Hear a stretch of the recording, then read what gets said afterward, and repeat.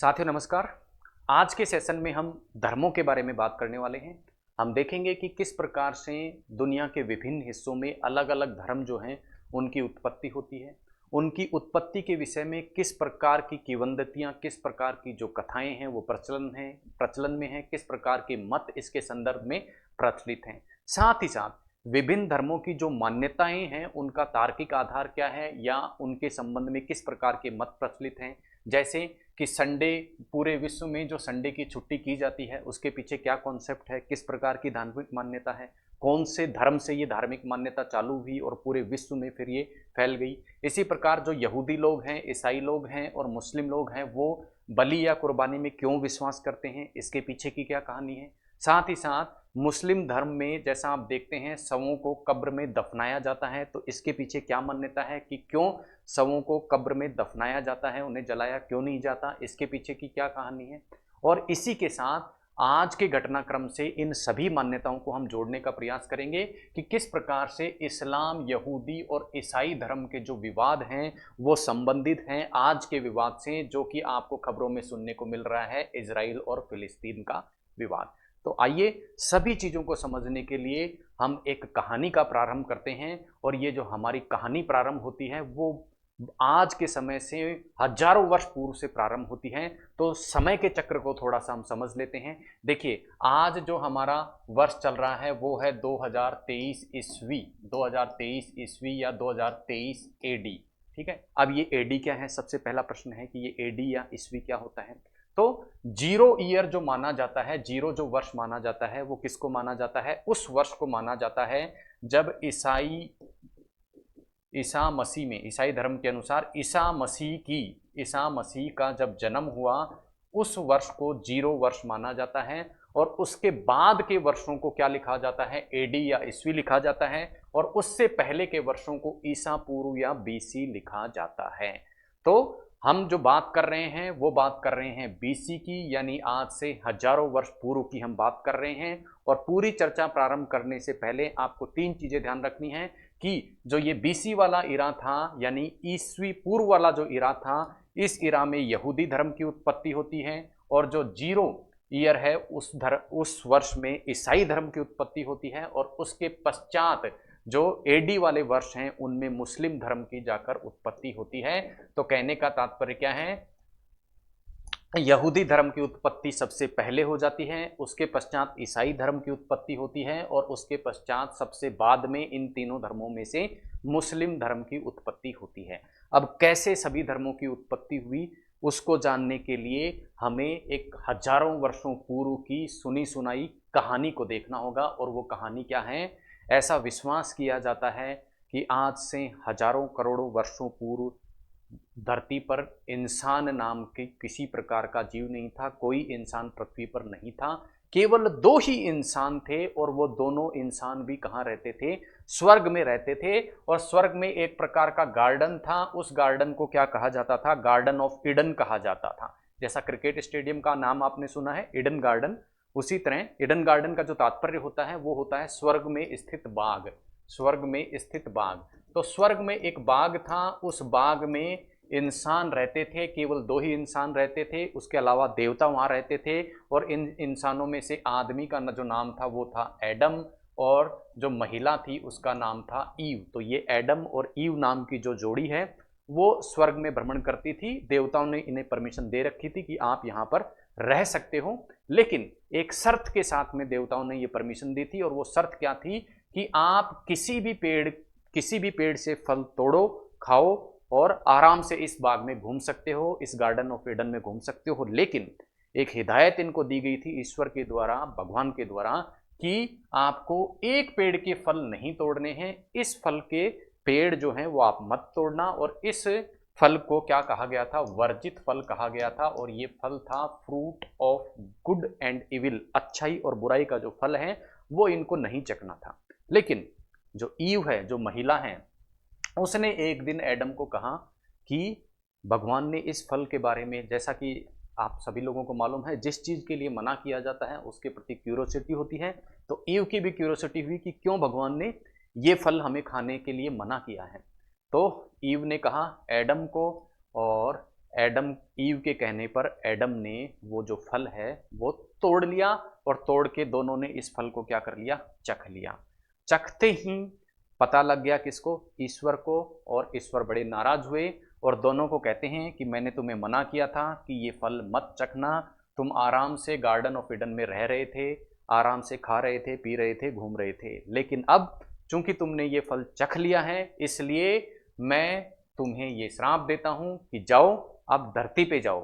ठीक है, धरती पर उस वक्त तक कोई प्राणी नहीं था। ईश्वर ने कहा कि अब तुम धरती पर जाओ और धरती पर जाकर खुद कमाओ और खुद खाओ, और जितने भी दुख दर्द जो हैं धरती पर उनको जाकर सहो। ये किसको कहा, एडम और ईव को। तो इस प्रकार से एडम और ईव पहले ऐसे प्राणी थे जो मान्यताओं के अनुसार स्वर्ग से उतरकर कहाँ आ जाते हैं, धरती पर आ जाते हैं। धरती पर आ गए। धरती पर आने के पश्चात ये जो आए वो लगभग मिडिल ईस्ट वाला जो एरिया है और अफ्रीका वाला जो एरिया है उसके आसपास ये धरती पर आते हैं, ऐसा माना जा सकता है। ठीक है, यहां आने के पश्चात ये क्या करते हैं, इनके क्या होते हैं, बेटे पोते होते हैं, इनके क्या होते हैं, बेटे होते हैं, इनके पोते होते हैं, यानी इनका वंश आगे बढ़ता है। और ये वंश लगभग मिडिल ईस्ट वाला जो एरिया है और ये जो अफ्रीका वाला एरिया है इसमें क्या हो जाता है, फैल जाता है कबीलों के रूप में, और इन कबीलों को क्या कह दिया जाता है, सामी कह दिया जाता है। जैसा आपने नाम सुना है, अदनान सामी नाम के एक सिंगर का नाम सुना है, तो सामी का तात्पर्य क्या है, इस इलाके में फैले हुए जो कबीले हैं उनको किस नाम से जाना जाता है, सामी नाम से जाना जाता है। और ऐसी मान्यता है कि एडम के जो कबीले हैं वो सबसे पहले यहाँ बसना प्रारंभ करते हैं, यहाँ फैलना प्रारंभ करते हैं। और जब भी इंसान धरती पर नया नया आता है, आया, उस टाइम जैसे ही उसने कोई भी नई चीज देखी उससे वो डरा। जैसे उसने सबसे पहले आग को देखा तो वो आग से डरा।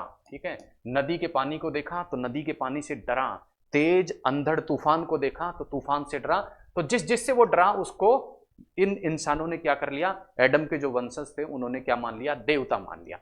तो अग्नि देवता, जल देवता, जल देवता, इसी प्रकार फिर क्या हुआ, अग्नि देवता हो गया, जल देवता हो गया, उसके पश्चात तेज हवा चली तो पवन को भी देवता मान लिया। तो इस प्रकार से बहुत सारे देवताओं को इन्होंने माना। जिन जिन चीजों से इनको डर लगा, जो जो चीजें इनके लिए नई थी, जो इनकी समझ से बाहर थी, उन सभी चीजों को इन्होंने क्या मान लिया, इन सभी चीजों को इन्होंने देवता मान लिया। इसी कारण बहुदेववाद वहां पर प्रचलन में था। बहुदेववाद यानी एक से अधिक ईश्वर को मानना। तो इस प्रकार से बहुदेववाद का प्रचलन हुआ। अब हमारे पहले प्रश्न का जो उत्तर है वो हमें यहां से मिलता है कि जो मुस्लिम धर्म है और यहूदी धर्म है जो कि इस क्षेत्र में लगभग क्या होता है, फैलता है। ठीक है, उस धर्म में क्यों कुर्बानी की बात की जाती है, क्यों हिंसा की बात की जाती है, क्यों माफी की बात वहां नहीं की जाती, तो उसका कारण तार्किक रूप से हम इस प्रकार देख सकते हैं कि ये वाला जो इलाका है हमारी पृथ्वी का, ये इलाका जो है रेगिस्तानी इलाका है, रेगिस्तानी और पथरीला इलाका है। और निश्चित रूप से रेगिस्तानी और पथरीले इलाके में एग्रीकल्चर, या हम कह सकते हैं एग्रीकल्चर या कृषि जो है वो संभव नहीं है।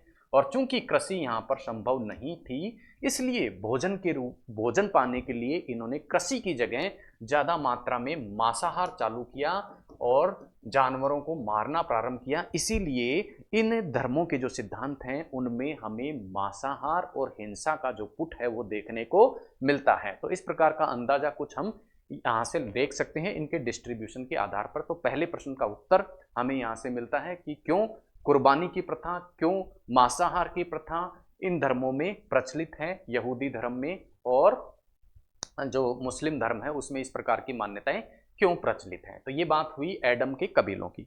एडम का जो कबीला है वो फैला और उसमें एक महान व्यक्ति पैदा हुआ, उसको नाम दिया गया इब्राहिम। उसको क्या कहा गया, इब्राहिम। ठीक है, इब्राहिम नाम का एक व्यक्ति एडम के ही कबीले में आगे जाके पैदा होता है और एडम के कबीले में इस इब्राहिम नाम के व्यक्ति का जो जन्म होता है वो लगभग 2150 बीसी में होता है, यानी आज से 4000 वर्ष पूर्व लगभग। अभी 2023 चल रहा है और 2023 का मतलब 0 से 2023 आगे, और ये बात हो रही है 0 से 2000 वर्ष पीछे की, यानी 2000 वर्ष आगे वाले अगर हम पीछे जाएं तो 0 पे आएंगे, फिर 2000 वर्ष पीछे हम जाते हैं तो आता है 2150 बीसी। तो आज से 4000 साल पहले लगभग इराक में एक व्यक्ति का जन्म होता है जो एडम का ही वंशज माना जाता है और उस व्यक्ति का नाम था इब्राहिम।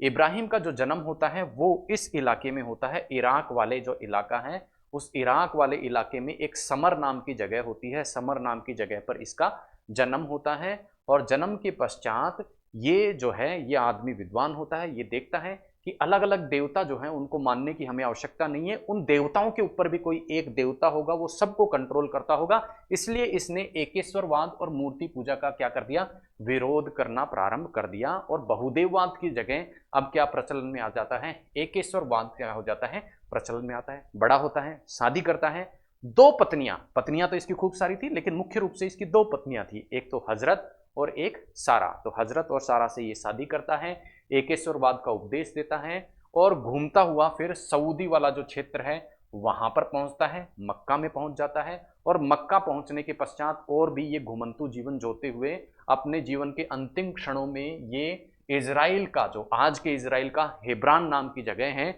यहां से इराक से चलते चलते वो इधर आके इजराइल में एक हेब्रोन नाम की जगह है, वहां हेब्रोन में आके क्या हो जाती है, इसकी मृत्यु हो जाती है। हेब्रोन नाम के स्थान का जिक्र आगे भी आने वाला है, इसलिए आपको विशेष रूप से ध्यान रखना है कि हेब्रोन वो जगह थी जहां पर इब्राहिम नाम का जो व्यक्ति है वो मृत्यु को प्राप्त हुआ था, उसकी मृत्यु हुई थी। आपको ध्यान रखना है, अभी तक किसी भी धर्म के बारे में हमने बात नहीं की है, कोई भी धर्म की उत्पत्ति इस वक्त तक नहीं हुई है।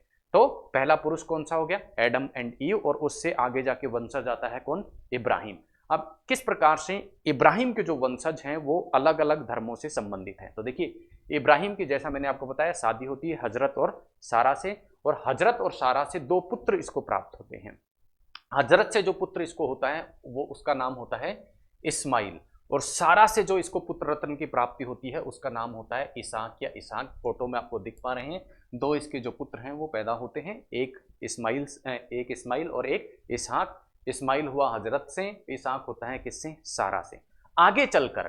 आगे चलकर इस्लाम के जो वंशज हैं, ठीक है, इस्माइल के जो वंशज है वही आगे चलकर क्या करते हैं, इस्लाम धर्म जो है उसकी क्या करते हैं, उसकी उत्पत्ति इन्हीं के वंशज से आगे जाकर होती है। इसी प्रकार इसहाक या इसहाक भी जिसे कहा जाता है, उसके जो वंशज हैं आगे चलकर यहूदी और ईसाई धर्म की उत्पत्ति करते हैं, उसकी स्थापना करते हैं। अब किस प्रकार से करते हैं, ये एक लंबी कहानी है, तो आइए इस कहानी को भी समझ लेते हैं। पहले समझते हैं इस्माइल की कहानी। और इस्माइल वो आदमी है जिसके वंशज आगे चलकर किसकी स्थापना करते हैं, मुस्लिम धर्म की स्थापना या इस्लाम धर्म की स्थापना करते हैं।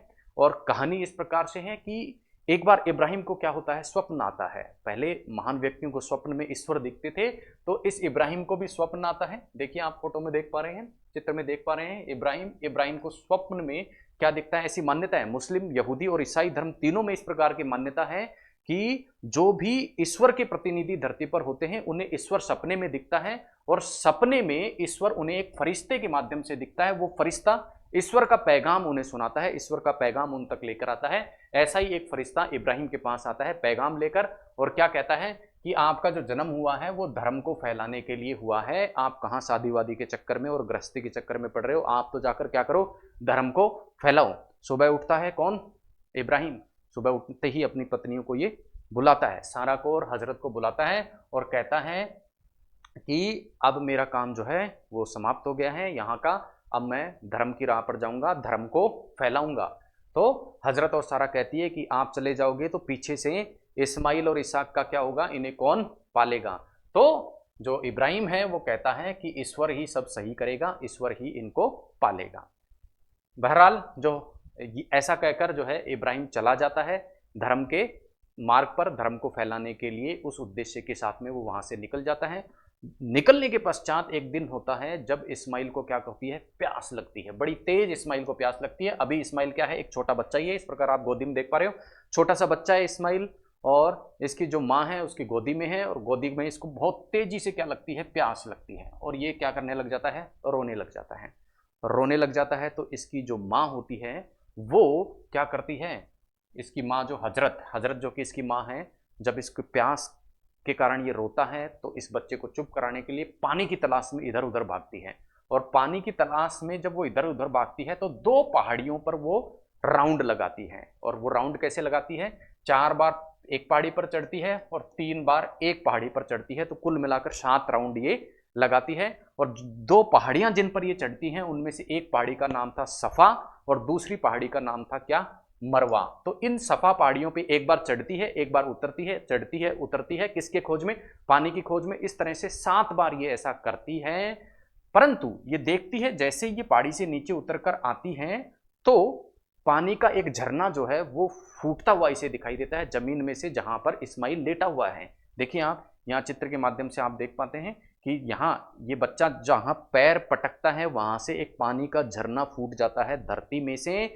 और ऐसा कुछ लोग ऐसा मानते हैं कि इस्माइल ने जब जमीन पर पैर पटका तो वहां से जादुई झरना उत्पन्न हुआ, और कुछ लोग ऐसा मानते हैं कि जो जिब्राइल फरिश्ता है उसने आकर अपना पैर धरती पर मारा और वहां से इस्माइल के लिए पानी पैदा किया।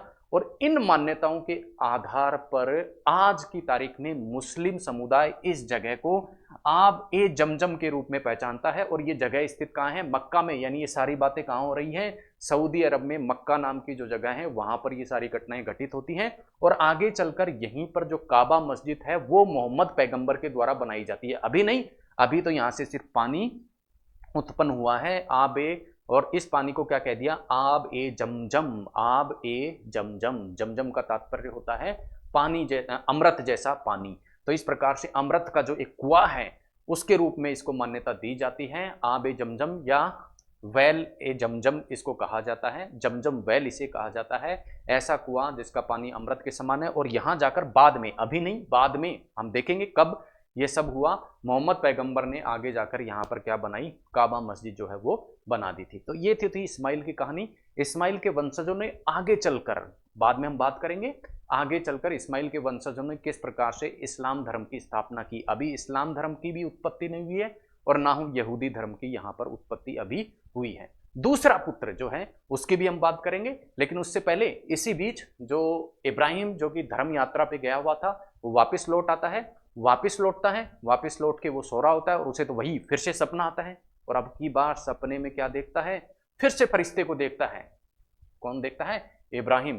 किसको देखता है? फरिश्ते को देखता है। और अब की बार फरिश्ता क्या कहता है इब्राहिम को कि भाई तुम्हें जो सबसे प्रिय अपना पुत्र है ना इस्माइल, उस इस्माइल की बलि देनी होगी। ठीक है, ये बात सुबह उठकर इब्राहिम अपने पुत्र को बताता है, इस्माइल को बताता है कि भाई मेरे सपने में ईश्वर आया था, फरिश्ता आया था और उसने ऐसा कहा है कि ये ईश्वर का संदेश है कि तुम्हें किसकी बलि देनी है? इस्माइल की बलि देनी है। और ऐसा कहा जाता है, ऐसा माना जाता है कि इस्माइल जो है इसके लिए सहर्ष तैयार हो गया, बिना किसी देरी के स्वीकार हो गया कि ठीक है आप मेरी बलि दे सकते हो। बलि के लिए चाकू उठाया इब्राहिम ने सुबह और मारने के लिए तैयार हो गया। तो ईश्वर ने इससे प्रसन्न हुए कि हाँ इसकी जो भक्ति है वो सच्ची है। और ईश्वर ने आकर क्या कर लिया? फरिश्ते ने आकर, ईश्वर ने फरिश्ते के माध्यम से आकर इसका चाकू पकड़ लिया। ठीक है, और पकड़ कर क्या कहा? यहाँ पर एक भेड़ उतारी, जादू से एक भेड़ उतारी और कहा कि नहीं अब इस भेड़ की बलि तुम दे दो। यही कारण है कि मुस्लिम समाज में भेड़ की बलि जो है आज भी दी जाती है। क्यों दी जाती है? क्योंकि ईश्वर ने अब क्या कह दिया? भेड़ की बलि देने के लिए कह दिया। और उसका तात्पर्य क्या हुआ? इसको प्रतीक बना दिया भेड़ को, किसका? अपनी सबसे प्रिय वस्तु का प्रतीक बना दिया कि अपने सबसे प्रिय वस्तु की बलि देकर के ईश्वर को प्राप्त किया जा सकता है। ऐसा इस्माइल की कहानी के माध्यम से कहा जाता है। अब दूसरा पुत्र जो कि सारा से इब्राहिम को हुआ था, उस पुत्र का नाम था क्या? इसहाक, जिससे आगे चलकर यहूदी और ईसाई धर्म जो है वो निकलता है। इसी प्रकार इसहाक के लिए भी ऐसा कहते हैं, जो यहूदी और ईसाई जो हैं वो ये मानते हैं कि इब्राहिम को जो स्वप्न आया था वो इस्माइल के लिए नहीं आया था। इस्माइल की जगह स्वप्न किसके लिए आया था? इसहाक के लिए आया था कि इसहाक की बलि तुमको देनी है। और ईसाई ऐसा मानते हैं कि बलि देने के लिए जो इब्राहिम है इसहाक की बलि देने के लिए तैयार हो गया था, लेकिन वैसे ही जैसे पीछे हमने इस्माइल की बात की थी वैसे ही ईश्वर ने आके इसको रोक दिया कि बलि नहीं देनी है, बलि देने से यहां पर क्या कर दिया? रोक दिया। लेकिन यहूदी मान्यता यह है कि जो इब्राहिम है उसको ईश्वर ने आके बलि देने के लिए जो कहा उसका तात्पर्य ये नहीं था कि उसको अपने बेटे इसहाक को मारना है। उसका तात्पर्य ये था कि ईश्वर की ये इच्छा थी कि जो इसहाक है उसको वो धर्म के रास्ते के लिए न्योछावर कर दे, धर्म के लिए सौंप दे, भूल जाए कि मेरा कोई बेटा था और धर्म के रास्ते पे उसे क्या कर दे? न्योछावर कर दे। ये थी इसहाक की कहानी। अब इस्माइल की कहानी हम देख चुके, इसहाक की कहानी हम देख चुके। अब बात करते हैं इनके वंश ट्री की कि किस प्रकार से इसहाक का जो वंश है वो आगे बढ़ता है। अब तक जो सारी बातें हम कर रहे हैं वो कहाँ हो रही है, मक्का में हो रही हैं। अब इसहाक का भी एक बेटा होता है। बेटा कौन होता है, बेटे का नाम होता है याकूब, या इसे क्या कह देते हैं, जैकब भी कह दिया जाता है, या इसका नाम इजराइला भी कह दिया जाता है। और इन तीनों ही शब्दों का जो अर्थ है वो क्या होता है, टू रूल, यानी शासन करने के लिए जो पैदा हुआ है वो कौन है, इजराइला। और इस इजराइला के नाम पर ही आगे चलकर इजराइल का जो नाम है वो पड़ता है। और ये याकूब, जैकब या इजराइला जो है वो घूमता घूमता जाकर एक जगह पहुंच जाता है जिसे कहा जाता है इजराइल। और इस इजराइल नाम के स्थान पर ये क्या करता है, अपने शासन को स्थापित करता है। यहां से इसके 12 बेटे होते हैं, किसके, याकूब, जैकब या इजराइल के 12 बेटे होते हैं। अब आपको य और जय, जो यहूदी धर्म में य और जय का फर्क है वो आपको समझ में आएगा। जैसे इन दिनों आप एक खबर सुन रहे हो और खबर में एक स्थान का नाम सुन रहे हो, जेरूसलम। अब कहीं कहीं तो आपको उसमें जेरूसलम लिखा मिलता है और कहीं कहीं येरूशलम। और ये जय और य का जो अंतर है वो इसी के कारण है। कुछ लोग इस इसहाक के बेटे को क्या कह देते हैं, जैकब, तो जैकब से जेरूशलम, और कुछ लोग कहते हैं याकूब, तो नाम हो गया येरूशलम। तो जय और ये का ये अंतर यहां से प्रारंभ होता है। अब जैकब या इजराइला के जो 12 बेटे होते हैं वो आसपास के एरिया में क्या हो जाते हैं, फैल जाते हैं। और आसपास के एरिया में फैलकर क्या बन जाते हैं, 12 कबीले स्थापित अपने करते हैं। ऐसा ही एक कबीला, ऐसा ही एक बेटा जो होता है, इन 12 बेटों में से एक बेटा अपना जो कबीला है वो जाकर स्थापित करता है। कहाँ पर, ये इजिप्ट या मिस्र नाम की जगह है, यहाँ से निकलता है वो, और यहाँ से निकलकर पास के ही एरिए इजिप्ट में जाकर अपने कुनबे को क्या कर लेता है, स्थापित कर देता है। और इसको क्या कहा जाता है, जूड़ा या यहूदा साम्राज्य कहा जाता है। तो जूड़ा या यहूदा जो है वो मिस्र में अपने साम्राज्य को क्या कर लेता है, या यहूदियों को लेकर चला जाता है। यहूदियों का इस प्रकार से मिस्र में बसना प्रारंभ हो जाता है। तो इस प्रकार से कुछ जूड़ा या कुछ यहूदा जो है वो मिस्र में जाकर बस जाते हैं। और यहीं के साथ में यहूदी जो धर्म है उसकी उत्पत्ति भी यहाँ से हम मान सकते हैं। तो पहला धर्म जिसके बारे में हम बात कर रहे हैं, यहूदा, यहूदी, वो यहाँ से क्या होता है, उत्पन्न होता है। अब यहूदी आके कहाँ बस गए, मिस्र में आके यहूदी क्या हो जाते हैं, बस जाते हैं। और ये यहूदी कौन होते हैं, जूड़ा या यहूदा के वंशज होते हैं। जूड़ा या यहूदा कौन है, ये याकूब का एक बेटा है। याकूब कौन है, इसहाक का बेटा है। इसहाक कौन है, इसहाक इब्राहिम का बेटा है। इब्राहिम कौन है, इब्राहिम जो धरती का पहला मनुष्य था, एडम और ईव, उनका ही वंशज आगे जाकर होता है। ठीक है। अब मिस्र में ये जब जाके बस जाते हैं तो मिस्र के राजा को ऐसा लगता है कि हमारे संसाधनों पर दूसरी जगह से आए हुए जो व्यक्ति हैं वो पल बढ़ रहे हैं, वो संपन्न होते जा रहे हैं। तो इस कारण मिस्र के राजा को एक दिन बड़ा गुस्सा आता है और मिस्र का राजा कहता है कि यहूदी लोगों के जितने भी मेल कैंडिडेट हैं, जितने भी पुरुष हैं, उन सभी पुरुषों को क्या कर दिया जाए, मार दिया जाए। अपने सैनिकों को इस प्रकार का आदेश क्या दे देता है, मिस्र का राजा दे देता है। अब मिस्र का राजा जैसे ही ये आदेश देता है तो कत्लेआम यहाँ पर चालू हो जाता है। सैनिक चुन चुनकर प्रत्येक पुरुष को मारने की कोशिश करते हैं। अब इन्हीं में से एक बच्चा होता है यहूदियों का, नाम होता है उसका मूसा। अब जब ये कत्लेआम चालू होते हैं तो यहूदी अब मिस्र को छोड़कर दुनिया भर के देशों में भागना प्रारंभ कर देते हैं। और इस प्रकार से पहली बार यहूदी दूसरे देशों में जाकर बसना प्रारंभ करते हैं। और उसी समय भारत में भी कुछ यहूदी जो आज की तारीख में हमें देखने को मिलते हैं, वो उसी समय मिस्र के उत्पीड़न से परेशान होकर लाल सागर के रास्ते होते हुए हिंद महासागर से भारत में पहुंच जाते हैं। अच्छा, इनमें से एक बच्चा था कौन सा, जैसा मैंने आपको बताया, मूसा। यहूदी था, छोटा सा बच्चा था। छोटा सा बच्चा यहूदियों का नाम था मूसा। अब जब ये कत्लेआम मिस्र के सैनिकों द्वारा किया जा रहा था तो मिस्र की जो रानी है उसको ये जो मूसा नाम का बच्चा है वो बड़ा पसंद आ गया, बड़ा अच्छा लगा, बड़ा अच्छा लगा। मूसा जो है सुंदर सा नटखट सा बच्चा था, इस कारण मिस्र की जो रानी थी उसको भी ये क्या होता है, अच्छा लग जाता है। और अच्छा लग जाने के कारण मिस्र की रानी इसको अपनी गोद में उठा लेती है, महल में लेके आती है। और महल में राजा को आकर ऐसा कहा जाता है कि झूठ बोल देती है कि ये बच्चा यहूदी नहीं है, ये तो हम मुझे नील नदी में बहता हुआ मिला था। तो कुछ कुछ इस प्रकार की जो कहानी है वो हमें हमारे धर्म अर्थात हिंदू धर्म में क्या दिलाती है, कृष्ण की कहानी की याद दिलाती है कि किस प्रकार से कंस से बचाने के लिए कृष्ण को नदी में बहा दिया गया था और कृष्ण का पालन पोषण जो है वो उसकी माता ने नहीं किया था, कहीं और उसका पालन पोषण हुआ था। तो इसी प्रकार का कुछ कुछ जो है मूसा के साथ में होता है। जन्म कहीं और होता है लेकिन इसका लालन पालन जाके मिस्र के राज परिवार में होता है। मिस्र के राज परिवार में मूसा का क्या होता है, लालन पोषण होता है। पालन पोषण होने के पश्चात बड़ा हो जाता है मूसा। मूसा जब बड़ा होता है तो मूसा को ज्ञान होता है, अंतर ध्यान से ये ज्ञान होता है कि अरे मैं तो यहूदी हूँ। इसको ये पता चल जाता है कि मैं यहूदी हूँ, और ये देखता है कि मिस्र में तो यहूदियों के साथ में बड़ा बुरा व्यवहार किया जा रहा है, अत्याचार किया जा रहा है। तो बड़ा गुस्सा होता है मूसा, और मूसा तलवार उठा के क्या कर देता है, यहूदियों पर एक सैनिक जो अत्याचार कर रहा होता है उसको मार देता है। मारने के बाद में मूसा को लगता है अब तो मुझे भी मिस्र का राजा छोड़ेगा नहीं, तो ये भागना चालू करता है। और भागते भागते रास्ते में इसे एक फरिश्ता मिलता है।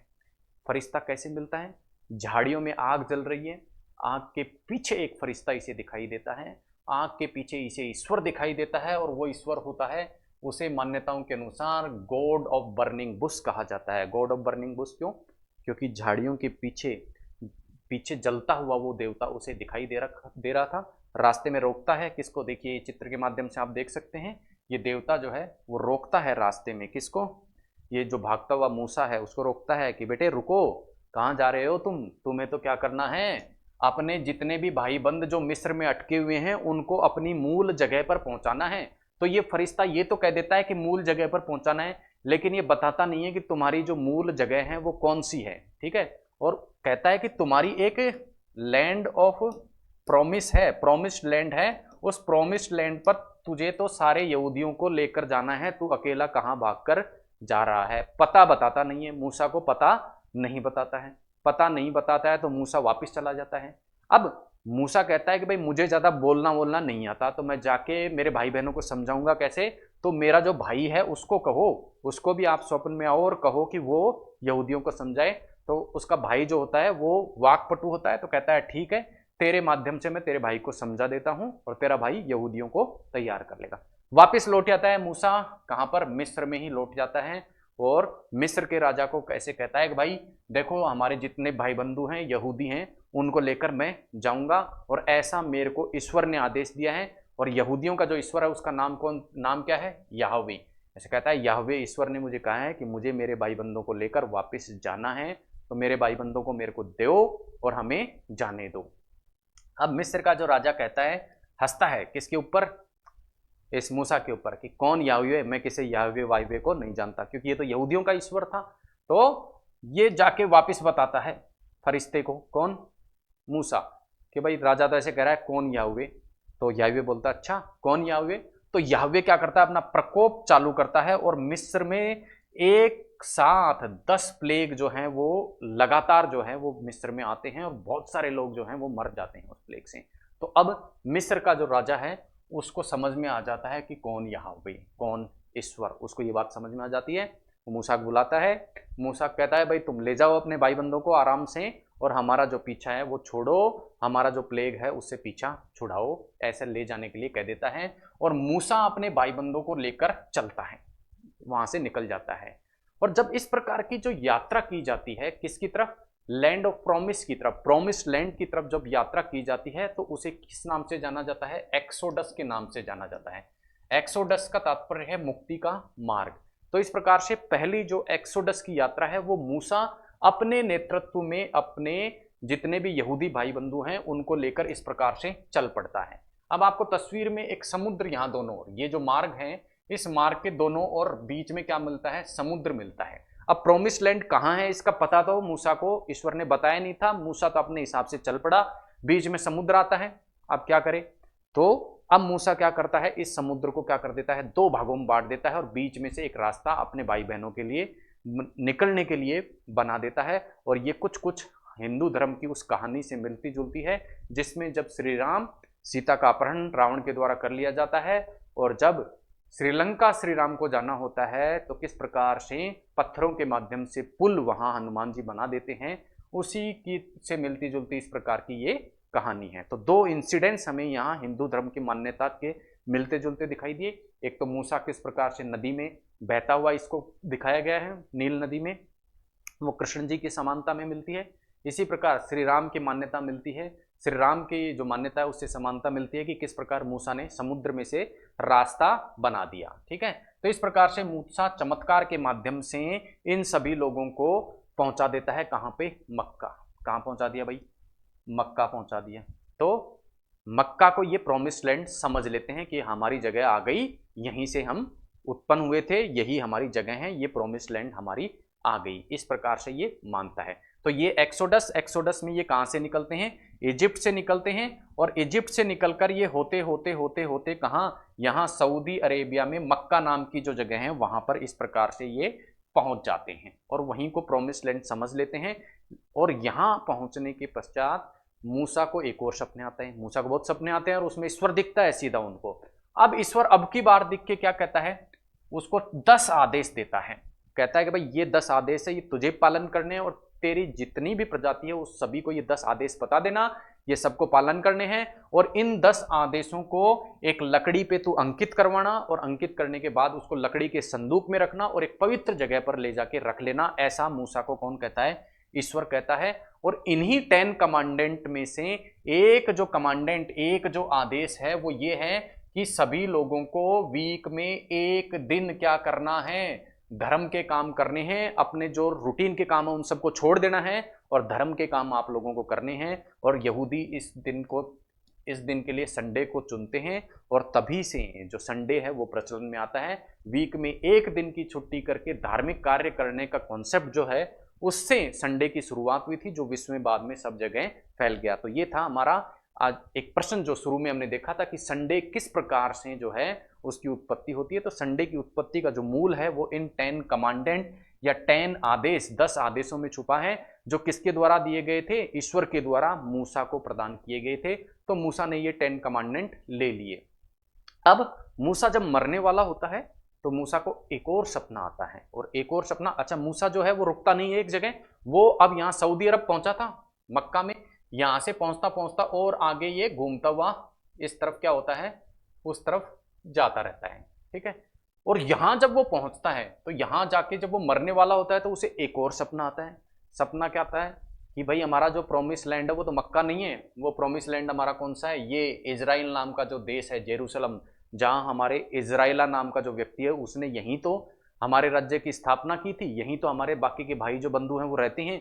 तो हमें तो सभी लोगों को कहाँ पहुंचना है भाई? यहाँ पहुंचना है। कहाँ पहुंचना है?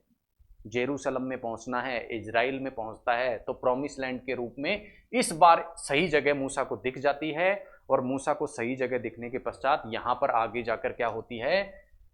किंगडम ऑफ इजराइल, इजराइल राज्य की स्थापना हो जाती है। तो इसी के साथ इजराइल राज्य की स्थापना जो है वो वहां पर हो जाती है। अब आगे चलकर इस इजराइल राज्य में 3 महान राजा और पैदा होते हैं। उनमें से एक है साउल, एक है डेविड और एक है सोलोमन। ये जो सोलोमन नाम का राजा है ये एक प्रमुख कार्य करता है। वो प्रमुख कार्य क्या क्या है? कि ये यरूशलेम में एक यहूदी मंदिर का निर्माण कराता है, और इस यहूदी मंदिर को ही पहला यहूदी मंदिर या फर्स्ट टेम्पल ऑफ द जूज कहा जाता है। निर्माण कौन कराता है? सोलोमन। और जो 10 कमांडेंट, 10 आदेश जो मूसा को दिए थे, उनको एक लकड़ी के बॉक्स में, एक लकड़ी की तख्ती पर उकेर कर लकड़ी के संदूक में रखकर कहां करता है? इस पहले मंदिर में स्थापित कर देता है। और जिस जगह पर यह स्थापित करता है उस जगह को नाम दे देता है होली ऑफ होली, यानी पवित्र से भी पवित्र स्थान। और ये ऐसा स्थान होता है जिसे यहूदी इतना पवित्र मानते हैं कि यहूदियों में भी जो श्रेष्ठ लोग होते हैं केवल वो ही वहां जाकर पूजा कर सकते हैं, बाकी के लोग वहां जाकर पूजा अर्चना नहीं कर सकते। इस प्रकार का पवित्र स्थल माना जाता है होली ऑफ होली को यहूदियों की मान्यता के अनुसार। तो यहाँ ये होली ऑफ होली का कॉन्सेप्ट को हमने समझ लिया कि किस प्रकार से प्रोमिस लैंड में आखिर जाकर यहूदी जो है वो पहुंच जाते हैं। अब ये जो इजराइल में यहूदी पहुंचे हैं इनके ऊपर एक और कहर बरतता है। पहले भी ये जगह जगह से भागकर दुनिया में भागे, अत्याचार हुआ, वापस अपनी जगह आए, लेकिन अब की बार क्या हो गया? बेबीलोनियन जो सभ्यता है वो इन पर क्या कर देती है? बड़ी सभ्यता थी, बड़ा राज्य था बेबीलोनिया, वो अब क्या कर देता है? आक्रमण कर देता है इजराइल पर। और अब फिर से यहूदी जो अपने देश पहुंच गए थे फिर से छोड़ छोड़कर दुनिया के दूसरे देशों में अब क्या कर सकते हैं? भागने लग जाते हैं। इसी बीच जो पर्शियन सभ्यता है वो अब बेबीलोनिया पर आक्रमण कर देती है और बेबीलोनिया को हरा देती है। तो अब बेबीलोनियन की जगह कौन आ गए? पर्शियन जो है वो आ जाते हैं कहां पर? इजराइल में। और पर्शियन जो लोग हैं वो थोड़ा सा विनम्र होते हैं बेबीलोनियन की अपेक्षा, और वो यहूदियों को कह देते हैं कि भाई ठीक है, आप यहीं रह लो, आपकी जगह है, आप यहां पर रह सकते हो, राज हमारा रहेगा, आप यहां आराम से रह सकते हो। और इसी दौर के अंदर जो दूसरा टेम्पल, दूसरा जो मंदिर है यहूदियों का, उसका निर्माण किया जाता है, क्योंकि पहले मंदिर को बेबीलोनिया आक्रमण के दौरान तोड़ दिया गया था। तोड़ने के कारण अब उसी जगह दूसरे टेम्पल का निर्माण अब करवा दिया जाता है। अब ये जो पर्शियन सभ्यता है, उस पर्शियन सभ्यता के ऊपर अब की बार एक दूसरी सभ्यता, रोमन जो सभ्यता है, उसका एक किंग होता है Pumpy the great. Pumpy the great अब क्या कर देता है? इन पर्शियन के ऊपर आक्रमण कर देता है, और अब इजराइल पर अधिकार किसका हो जाता है? रोमन का अधिकार हो जाता है। अब रोमन जो है इस प्रदेश को जीत लेते हैं, और जीतने के पश्चात ऐसे कहते हैं कि ठीक है भाई, तुम तुम्हारे हिसाब से यहां पर रहो, लेकिन हमारा एक गवर्नर है वो तुम्हारे ऊपर बैठा रहेगा। ठीक है, एक गवर्नर हमारा बैठा रहेगा, बाकी हमारा जो यहूदी हैं उनमें से ही तुम्हारा एक राजा बना देते हैं। और अब हेरोड नाम का जो व्यक्ति है जो कि यहूदी होता है, उसको यहां पर राजा बना दिया जाता है। अब हेरोड यहां पर 3 प्रमुख कार्य करता है। पहला काम करता है, दूसरा जो मंदिर जो कि बेबीलोनियन सभ्यता के द्वारा आक्रमण पर नष्ट होने के पश्चात बनाया गया था पर्शियन सभ्यता के द्वारा, अब उस दूसरे मंदिर का, वो सिंपल सा मंदिर था, उसका जीर्णोद्धार करवा के एक अच्छा सा मंदिर वहां पर बनवाता है। और अच्छा सा मंदिर बनवा के वहां पर एक इमारत बनाता है, जिसे क्या कह दिया जाता है? टेम्पल माउंट कह दिया जाता है। क्या कह दिया जाता है? Temple mount. तो एक बड़ी स्ट्रक्चर, एक चबूतरा यहां पर वो बनवा देता है, जिसे किस नाम से जाना जाता है? टेम्पल माउंट के नाम से जाना जाता है। और साथ ही साथ हेब्रोन नाम की जगह, याद करिए हेब्रोन, हेब्रोन में क्या हुआ था? इब्राहिम जो कि पहला व्यक्ति था वो जाके मृत्यु को प्राप्त हुआ था। तो इस हेब्रोन नाम की जगह जो कि यहूदियों के लिए, चूंकि इब्राहिम यहूदी, इस्लाम और ईसाई तीनों के लिए आदि पुरुष था, तीनों ने इसको पैगंबर माना है, तो ये यहूदी राजा हेब्रोन नाम की जो जगह है वहां पर एक बिल्डिंग बनवा देता है इब्राहिम की याद में। ठीक है, तो ये महत्वपूर्ण कार्य जो है वो हेरोड राजा करता है। राजा हेरोड मर जाता है, उसके पश्चात उसका बेटा राजा बनता है, और उस बेटे का नाम भी हेरोड होता है, लेकिन उसका पूरा नाम होता है हेरोड एंटिपस। तो अब हेरोड एंटिपस क्या हो जाता है? राजा बन गया। यहां तक की कहानी, यहूदी धर्म उत्पन्न हो चुका है, हेरोड एंटिपस अब क्या हो चुका है? राजा बन चुका है। रोम का ही अभी भी शासन है, कहां पर? इजराइल में, लेकिन रोम ने अपना गवर्नर नियुक्त कर रखा है, बाकी का काम छोड़ रखा है राजा के ऊपर। अब राजा कौन है? Herod Antipas. और अब एक बहुत ही महत्वपूर्ण घटना घटती है और एक महान व्यक्तित्व का जन्म होता है। इजराइल में ही एक स्थान होता है बेचलहेम। बेचलहेम। तो अब हम किस समय में पहुंच गए? 0 ईयर में पहुंच गए। 0 ईयर वो ईयर है जब क्या होता है? ईसा मसीह का जन्म होता है। तो बेचलहेम नाम का जो स्थान है इजराइल में, वहां ईसा मसीह का क्या हो जाता है? जन्म हो जाता है। और ईसा मसीह अब इस एरिया में बहुत ही क्या हो जाता है? लोकप्रिय हो जाता है। लोकप्रिय क्यों हो जाता है?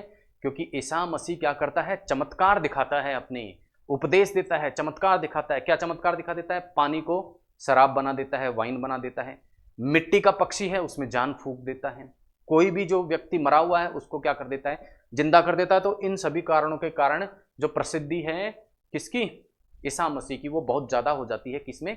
जेरूसलम में इसकी प्रसिद्धि जो है वो बहुत ज्यादा हो जाती है। और अब ये क्या करता है? अपने अनुयायियों के साथ एक दिन कहां पहुंच जाता है? बृहस्पतिवार का वो दिन होता है, और बृहस्पतिवार के दिन ये पहुंच जाता है यरूशलेम के टेम्पल माउंट वाले मंदिर में, जो कि हमने पूर्व में देखा था। टेम्पल माउंट जो कि हेरोड ने बनवाया था, उस टेम्पल माउंट में पहुंच जाता है। वहां जाकर ईसा मसीह देखता है कि बड़ी ही अव्यवस्थाएं और बड़ा ही भ्रष्टाचार जो है वो धर्म के नाम पर इस मंदिर में फैला हुआ है। तो यहां उस सारी अव्यवस्था और भ्रष्टाचार को दूर कर देता है बृहस्पतिवार के दिन। कौन? ईसा मसीह। और शाम को जाकर अपने दोस्तों के साथ में क्या करता है? डिनर करता है। और डिनर के पश्चात एक विशेष बातचीत जो होती है, यानी खाना खा के सब बैठ गए, उसके बाद जो बातचीत करते हैं उस बातचीत को किस नाम से जाना जाता है? सपर के नाम से जाना जाता है। तो इसी प्रकार की बातचीत क्या करता है? बृहस्पतिवार की रात को ईसा मसीह अपने दोस्तों के साथ करता है। और उनमें से एक दोस्त होता है पीटर। और ये सारा काम कहाँ होता है? जियोन पहाड़ी नाम की एक जगह है इजराइल में ही, वहां पर ये सारी वार्ता होती है।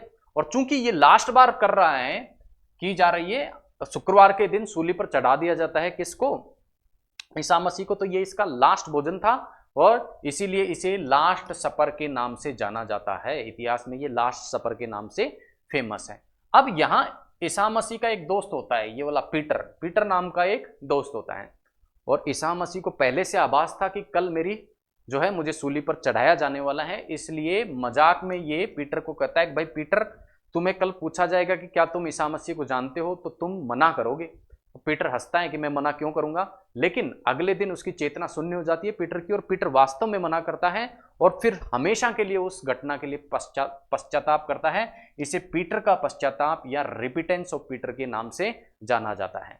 तो बृहस्पतिवार की रात थी, भोजन समाप्त हुआ, सपर यानी बातचीत हुई, और बातचीत करते करते ही ये जो पुजारी हैं जिनको यहां से हटा दिया था विरोध करके ईसा मसीह ने, वो अपना एक गुट बनाते हैं, राजा के पास पहुंचते हैं और बोलते हैं भाई ये तो क्या कर रहा है, राजद्रोह कर रहा है, राजा के खिलाफ विद्रोह कर रहा है, तो इसे गिरफ्तार किया जाए। तो गिरफ्तार करने के लिए सैनिक यहीं से ईसा मसीह को गिरफ्तार कर ले जाते हैं। बृहस्पतिवार की रात को ही अगले दिन उनके ऊपर मुकदमा चलता है और मृत्यु दंड की सजा उन्हें सुनाई जाती है। यानी शुक्रवार को ये सब होता है, शुक्रवार को उनके ऊपर मुकदमा चलता है। अब जैसा कि आपको पता है कि अभी जो शासन है वो किसका चल रहा है, रोम का शासन अभी चल रहा है। हालांकि राजा यहूदियों का है, हेरोल्ड, लेकिन अभी जो शासन है वो किसका है, रोम का है। तो अब ये जरूरी था कि रोम का जो राजा है, रोम के राजा ने जो गवर्नर यहां पर नियुक्त कर रखा है इजराइल में, उसकी परमिशन मृत्युदंड के लिए ली जाए, क्योंकि इस प्रकार का कानून था। और उस वक्त रोम का गवर्नर कौन था, पायलेट नाम का एक व्यक्ति था। तो सैनिक जो है अनुमति मांगने के लिए कहां पहुंच जाते हैं, लोग जो हैं अनुमति मांगने के लिए किसके पास, इस तरह से पकड़ के बंधक बना के, और कहां ले जाते हैं, किसके पास ले जाते हैं, रोम के गवर्नर के पास ले जाते हैं। भाई इसको फांसी की सजा दो, इसने हमारे ईश्वर के खिलाफ, हमारे धर्म के खिलाफ विद्रोह किया है। तो पायलेट बोला कि भाई मैं क्या दूं, अभी तुम्हारा राजा है, राजा से जाके पूछो, राजा देगा, तुम्हारा राजा है जो वो। तो ये सारे सैनिक अब किसके पास में ले जाते हैं, हेरोड एंटिपस के पास में ले जाते हैं, किसको, ईसा मसीह को, और कहते हैं कि इसको फांसी की सजा दो क्योंकि इसने राजद्रोह किया है। तो हेरोड एंटिपस इससे एक दो क्वेश्चन पूछता है, जिसका जवाब जो है वो ये नहीं देता है। क्यों नहीं देता है, क्योंकि इसे पता है कि जवाब दूंगा तो भी ये हेरोड एंटिपस और सारे सैनिक मन बना चुके हैं कि मेरे को मृत्युदंड की सजा तो दी जाएगी। ठीक है, तो हेरोड जो होता है वो सैनिकों की मानकर अनुमति दे देता है कि ठीक है, अनुमति देता हूं मैं, इसको फांसी दी जाए। लेकिन फिर से फाइल किसके पास जाती है, वो रोम गवर्नर के पास जाती है, उसकी मोहर लगने के बाद ही फांसी मिलनी थी। तो अब राजा ने अनुमति दे दी, तो रोम का गवर्नर न चाहते हुए भी एक दो क्वेश्चन पूछता है ईसा मसीह से कि भाई तुम ईश्वर के विरुद्ध, तुम स्वयं को ईश्वर कह रहे हो क्या, राजा के विरुद्ध विद्रोह कर रहे हो क्या। तो ये कहता है कि भाई मैं तो ऐसा नहीं कह रहा, ये तो आप ही कह रहे हो। ठीक है, तो ना चाहते हुए भी जनता और राजा की इच्छा के अनुसार क्या कर देता है, ये रोम का गवर्नर जो पायलेट होता है वो भी अनुमति दे देता है कि ईसा मसीह को क्या कर दो, फांसी दे दो। लेकिन उसके मन में नहीं होता ऐसा कि वो फांसी दे, जनता के दबाव में उसे देनी पड़ती है। इसी के कारण एक बात प्रचलित है कि इस फांसी देने के बाद, चूंकि सूली पर चढ़ाने या मृत्युदंड का आदेश देने के पश्चात, चूंकि उसने अनिच्छा से यह आदेश दिया था, तो वो अपने हाथों को धोता है। इस प्रकार का चित्र हाथ धोते हुए पायलेट जो है, रोम का गवर्नर था, उसका जो है चित्रों में मिलता है। उसका कारण यही बताया जाता है कि इसने मन से ये निर्णय नहीं दिया था। अब जैसे ही मोहर लग जाती है मृत्युदंड के लिए, जो सैनिक होते हैं, यहूदी राज के जो सैनिक होते हैं, वो बहुत ज्यादा अत्याचार करते हुए क्या करते हैं, ईसा मसीह को मारते हुए एक रास्ते से लेकर उस जगह पर ले जाते हैं जहां पर इसको फांसी देनी थी। फांसी लगाई गई गोलगोथे नाम की जगह पर, सूली पर ईसा मसीह को चढ़ाया गया था। लेकिन जो रास्ता, जिस रास्ते से ईसा मसीह को यातनाएं देते हुए लेके गए थे, आप चित्र में देख पा रहे हैं कि किस प्रकार से यातनाएं देते हुए क्या कर गए थे, ईसा मसीह को एक रास्ते के थ्रू ले जाया गया था। तो ये रास्ता कौन सा था, डोलारोसा, वाया डोलारोसा नाम का जो रास्ता है वहां से ले जाया गया था, जो कि ईसाइयों के लिए आज भी एक पवित्र स्थल है, इजराइल में ही है। और गोलगोथे नाम के स्थान पर ले जाकर कुछ अन्य व्यक्तियों के साथ में ईसा मसीह को भी क्या कर दिया गया था, सूली पर टांग दिया गया। तो सूली पर क्या कर दिया, टांग दिया ईसा मसीह को। और ये किस दिन हुआ, शुक्रवार को। ये सब कब हुआ, शुक्रवार को हुआ। ठीक है, और इसीलिए जो गुड फ्राइडे है वो ईसाई धर्म में जो है वो प्रचलन में है। तो एक मान्यता यहां से निकल कर आती है कि क्यों गुड फ्राइडे मनाया जाता है। अब प्रश्न ये उठता है कि गुड फ्राइडे क्यों कहते हैं, इस दिन तो क्या था, ईसा मसीह को सूली पे चढ़ाया गया था, तो ईसा मसीह इसको गुड फ्राइडे क्यों कहते हैं? तो गुड फ्राइडे इसका नाम बिगड़कर हो गया। शुरू में जब ये मनाया जाता था, प्रारंभ हुआ, इसका नाम था गॉड फ्राइडे यानी ईश्वर का शुक्रवार, और इसका नाम फिर बिगड़ते बिगड़ते क्या हो गया, गुड फ्राइडे इसको कहा जाने लगा। शुक्रवार का दिन था, शुक्रवार को सूली पर चढ़ाने के पश्चात इस ईसा मसीह को क्या कर दिया गया, कब्र में गाड़ दिया गया। ठीक है, कब्र में दफना दिया गया। कब्र में दफनाने के पश्चात आता है संडे का दिन, और संडे के दिन ईसा मसीह वापस उठ खड़े होते हैं, पुनः जीवित हो जाते हैं, और इस दिन को ईसाई ईस्टर के रूप में मनाते हैं। और यही कारण है कि संडे का भी प्रचलन हमें ईसाई धर्म में देखने को मिलता है, क्योंकि ये संडे का ही वो दिन था जब ईसा मसीह वापस कब्र से उठ जाते हैं, और वापस कब्र से उठने के पश्चात 40 दिन वो धरती पर ही रहते हैं, और इस 40 दिन के अंतर्गत वो क्या करते हैं, एक पुस्तक लिखते हैं, और वो पुस्तक है न्यू टेस्टामेंट। और न्यू टेस्टामेंट का भी जो गॉस्पिल वाला भाग है, न्यू टेस्टामेंट का एक भाग क्या कहलाता है, गॉस्पिल कहलाता है। उस गॉस्पिल वाले भाग को 40 दिन में लिखते हैं, और लिखने के पश्चात क्या करते हैं, इस तरीके से क्या कर जाते हैं, धरती से स्वर्ग की तरफ चले जाते हैं। और ऐसा माना जाता है कि ईसा मसीह जो है वो ईश्वर के बेटे थे, ईश्वर ने ही उनको यहाँ पर भेजा था, और ईश्वर ने भेजकर वापस उनको जब बुलाया तो वो ईश्वर के बगल में जाकर बैठ गए। और जो ईसाई लोग हैं वो ऐसा मानते हैं कि भगवान के 3 रूप होते हैं, एक स्वयं भगवान, एक भगवान का बेटा, ईश्वर का बेटा, और तीसरा जो रूप होता है उसे कहा जाता है ईश्वर की चेतना। और इन तीनों कॉन्सेप्ट को ही कुल मिलाकर ट्रिनिटी कॉन्सेप्ट है। जैसा आपने सुना है लंदन में एक ट्रिनिटी कॉलेज है, तो ये ट्रिनिटी कॉलेज नाम कहाँ से आया, ईश्वर, ईश्वर का बेटा और ईश्वर की चेतना, तीनों को ईश्वर माना जाता है ईसाई धर्म में, ईसाइयत में, तो इसे ट्रिनिटी कॉन्सेप्ट हम कह देते हैं। अब ये जो सारी चीजों को यहूदी जो हैं वो किस प्रकार से मानते हैं, यहूदी ईसाई जो लोग हैं वो किस प्रकार से मानते हैं कि ये जो सूली पर चढ़ाया गया था ईसा मसीह को, तो ईसा मसीह तो स्वयं भगवान थे, वो चाहते तो सूली पर नहीं चढ़ते, लेकिन उन्होंने जानबूझकर क्या किया था, सूली पर चढ़ना स्वीकार किया। और इस कॉन्सेप्ट को क्या कहा जाता है, कॉन्सेप्ट ऑफ अटोनमेंट। ठीक है, कि सभी मानव जाति की मुक्ति के लिए ईसा मसीह ने तो कुर्बानी दी थी। क्यों ऐसा मानते हैं, क्योंकि जैसा मैंने आपको शुरुआत की कहानी में बताया था, एडम और ईव नाम के जो व्यक्ति थे वो स्वर्ग से यहां उतर कर आते हैं, और उनका शुरू से यह प्रयास रहता है कि हम वापस से स्वर्ग में चले जाएं, और उसके पश्चात बाकी के जितने भी इंसान हैं उनका एक ही प्रयास है कि वापस हमें स्वर्ग में जाना है। और यही प्रयास जो है वो प्रार्थना के माध्यम से किया जाता है। प्रार्थना असर ना करे तो किसके माध्यम से, किसी पवित्र आत्मा की बलि देकर उसकी अच्छाई को ग्रहण करके ऐसा किया जा सकता है। इसीलिए ईसा मसीह जो कि एक शुद्ध आत्मा थे, उन्होंने अपनी बलि देकर सभी लोगों की, मानव जाति की मुक्ति के लिए इस प्रकार से ईसा मसीह ने कुर्बानी दी थी। इस प्रकार की मान्यता ईसाइयों में है कि यहूदियों की भी मुक्ति उन्होंने चाही थी, इसीलिए उन्होंने कुर्बानी दी थी। इस प्रकार की ये जो मान्यताएं हैं वो कहानियों में प्रचलित है। तो इस प्रकार से ईसा मसीह को क्या कर दिया गया, कॉन्सेप्ट ऑफ अटोनमेंट मानते हैं ईसाई कि उनको मृत्युदंड दे दिया गया। ये थी इनके मृत्युदंड की कहानी। अब कहानी थोड़ी आगे बढ़ती है, और अब इजराइल में अब तक क्या हो गया, यहूदी जो धर्म है उसकी उत्पत्ति हो चुकी, और ईसा मसीह के साथ में कुछ अनुयायी ईसा मसीह के भी हो जाते हैं, और अब ईसाई धर्म की भी यहाँ उत्पत्ति हो जाती है। अब क्या होता है, जैसा हमने देखा था अभी तक शासन किसका चल रहा था, रोम का शासन अभी तक इजराइल में चल रहा है। अब रोम में टाइटस नाम का जो व्यक्ति है वो रोम में क्या बनता है, राजा बनता है। अब टाइटस नाम का जो व्यक्ति होता है उसका झुकाव ईसाई धर्म की ओर बहुत ज्यादा होता है। जैसे अशोक ने मौर्य धर्म अपना दिया तो मौर्य धर्म का बहुत प्रचार प्रसार हुआ, इसी तरह जैसे ही टाइटस ने ईसाइयत की ओर इसका झुकाव हुआ, तो इसने क्या किया, यहूदियों से ये क्या करने लग गया, नफरत करने लग गया। और यहूदियों से नफरत के कारण इसने क्या कर दिया, अब यहूदियों ने जो सेकंड टेंपल बनाया था उस सेकंड टेंपल को क्या कर दिया, तोड़ दिया, और यहूदियों पे अत्याचार करना चालू किए। वापस से यहूदी अब निकलकर क्या होते हैं, भागते हैं, और विश्व के दूसरे देशों पर जाकर बसने लग जाते हैं। तो इस प्रकार से वापस यहूदियों को यहां से भगा दिया गया, और अब इस टाइटस नाम के राजा ने इस पूरे क्षेत्र में स्टेट ऑफ पैलेस्टाइन या फिलिस्तीन नाम का एक क्षेत्र स्थापित कर दिया। और अब ये जो सफेद जगह आपको दिखाई दे रही हैं, इन्हीं जगहों पर यहूदी थोड़ी बहुत मात्रा में शेष बचे थे। बाकी का पूरा एरिया जो हरे रंग का आपको दिखाई दे रहा है उसे स्टेट ऑफ फिलिस्तीन के रूप में बसा दिया। किसने, टाइटस नाम का जो व्यक्ति है उसने। अब टाइटस के पश्चात एक और राजा रोम में बनता है, वो होता है कंस्टेंटाइन। और कंस्टेंटाइन तो एक कदम और आगे बढ़ाते हुए अब क्या करता है, ईसाइयत को रोम का राज्य धर्म ही घोषित कर देता है।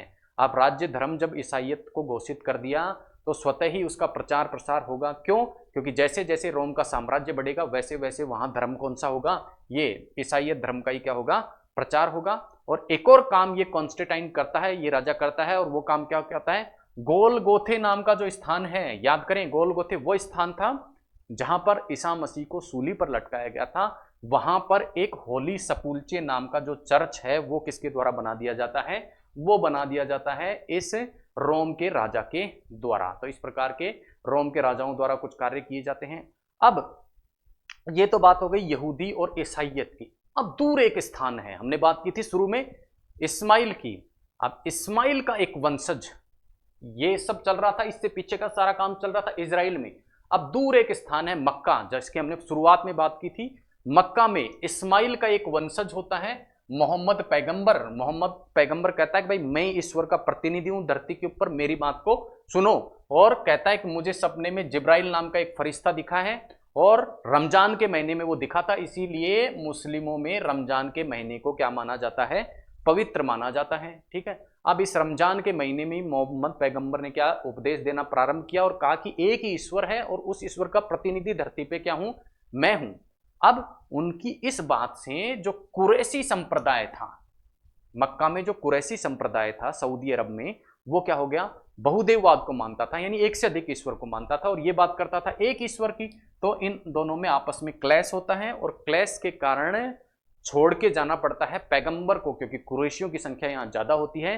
तो पैगंबर जो है मक्का छोड़ देते हैं और मक्का से मदीना चले जाते हैं। मदीना भी क्या है, सऊदी अरब में एक स्थान है। तो मक्का से छोड़कर इस प्रकार से मक्का नाम के स्थान से कहाँ चले जाते हैं, ये मदीना नाम का जो स्थान है वहां पर गमन कर जाते हैं। और जब ये गमन होता है उसे क्या बोलते हैं, हिजरी संवत बोलते हैं। अर्थात यहाँ से मुस्लिमों का जो कैलेंडर है हिजरी संवत वो प्रारंभ होता है। अब मदीना में उनकी खूब लोकप्रियता होती है और मदीना से बहुत सारे अनुयायियों के साथ में वो वापस से कहाँ पहुंचते हैं, मदीना से वापस मक्का पहुंच जाते हैं। खूब सारे अनुयायी साथ हैं। अब कुरैशी भी डर जाते हैं और कुरैशी भी क्या कर लेते हैं, एक देववाद को स्वीकार कर लेते हैं, मोहम्मद पैगंबर को क्या कर लेते हैं, स्वीकार कर लेते हैं। ये एक तस्वीर है जिसमें फरिश्ता दिखता है, किसको, मोहम्मद पैगंबर को।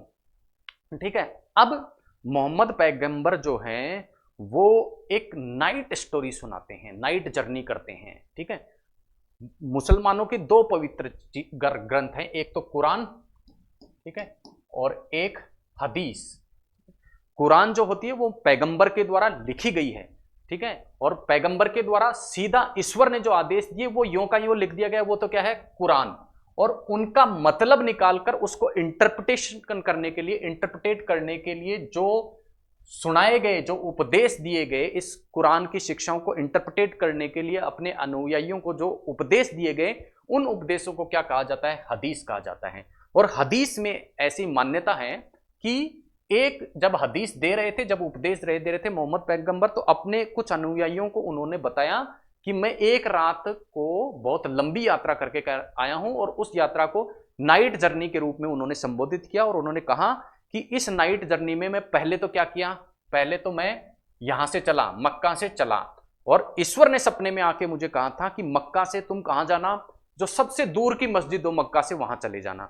और दूर की मस्जिद का तात्पर्य क्या है, मक्का, मक्का से सबसे दूर की मस्जिद का तात्पर्य हुआ इजराइल में एक अल अक्स नाम की जो मस्जिद है, उसको, जो कि यरूशलेम में है, उसको इन्होंने सबसे दूर स्थित मस्जिद माना। तो वहां यात्रा के पहले पार्ट में, इस पार्ट को क्या कहा जाता है, इसरा, तो इसरा के पार्ट में ये मक्का से होकर कहां पहुंचते हैं, अल अक्सा मस्जिद पहुंचते हैं, जो कि इजराइल में यरूशलेम में स्थित है। वहां पर ये क्या करते हैं, नमाज पढ़ते हैं। वहां पर क्या करते हैं, नमाज पढ़ते हैं।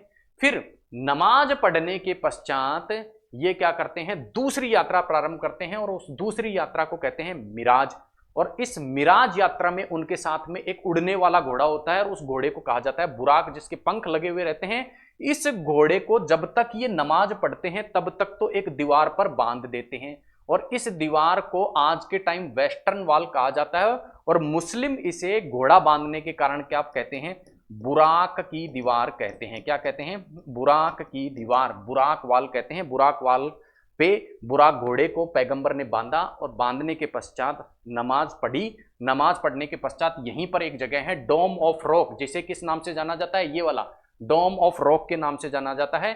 इस डोम ऑफ रॉक पर इन्होंने क्या पढ़ी? नमाज पढ़ने के बाद में घोड़े पर बैठ के डोम ऑफ रॉक से ये स्वर्ग की यात्रा इन्होंने प्रारंभ कर दी। और स्वर्ग की यात्रा प्रारंभ करके जब ये वापस आए तब इन्होंने वापस मक्का में आकर क्या पहुंची? मक्का पहुंचे और वहां पर आके इन्होंने क्या लिखी? कुरान लिखी। इस प्रकार की मान्यता मुस्लिम धर्म में है। तो इन्होंने एक नाइट जर्नी की, बहुत लंबी यात्रा थी लेकिन एक ही रात में इन्होंने पूरी कर ली, ऐसा कहा जाता है।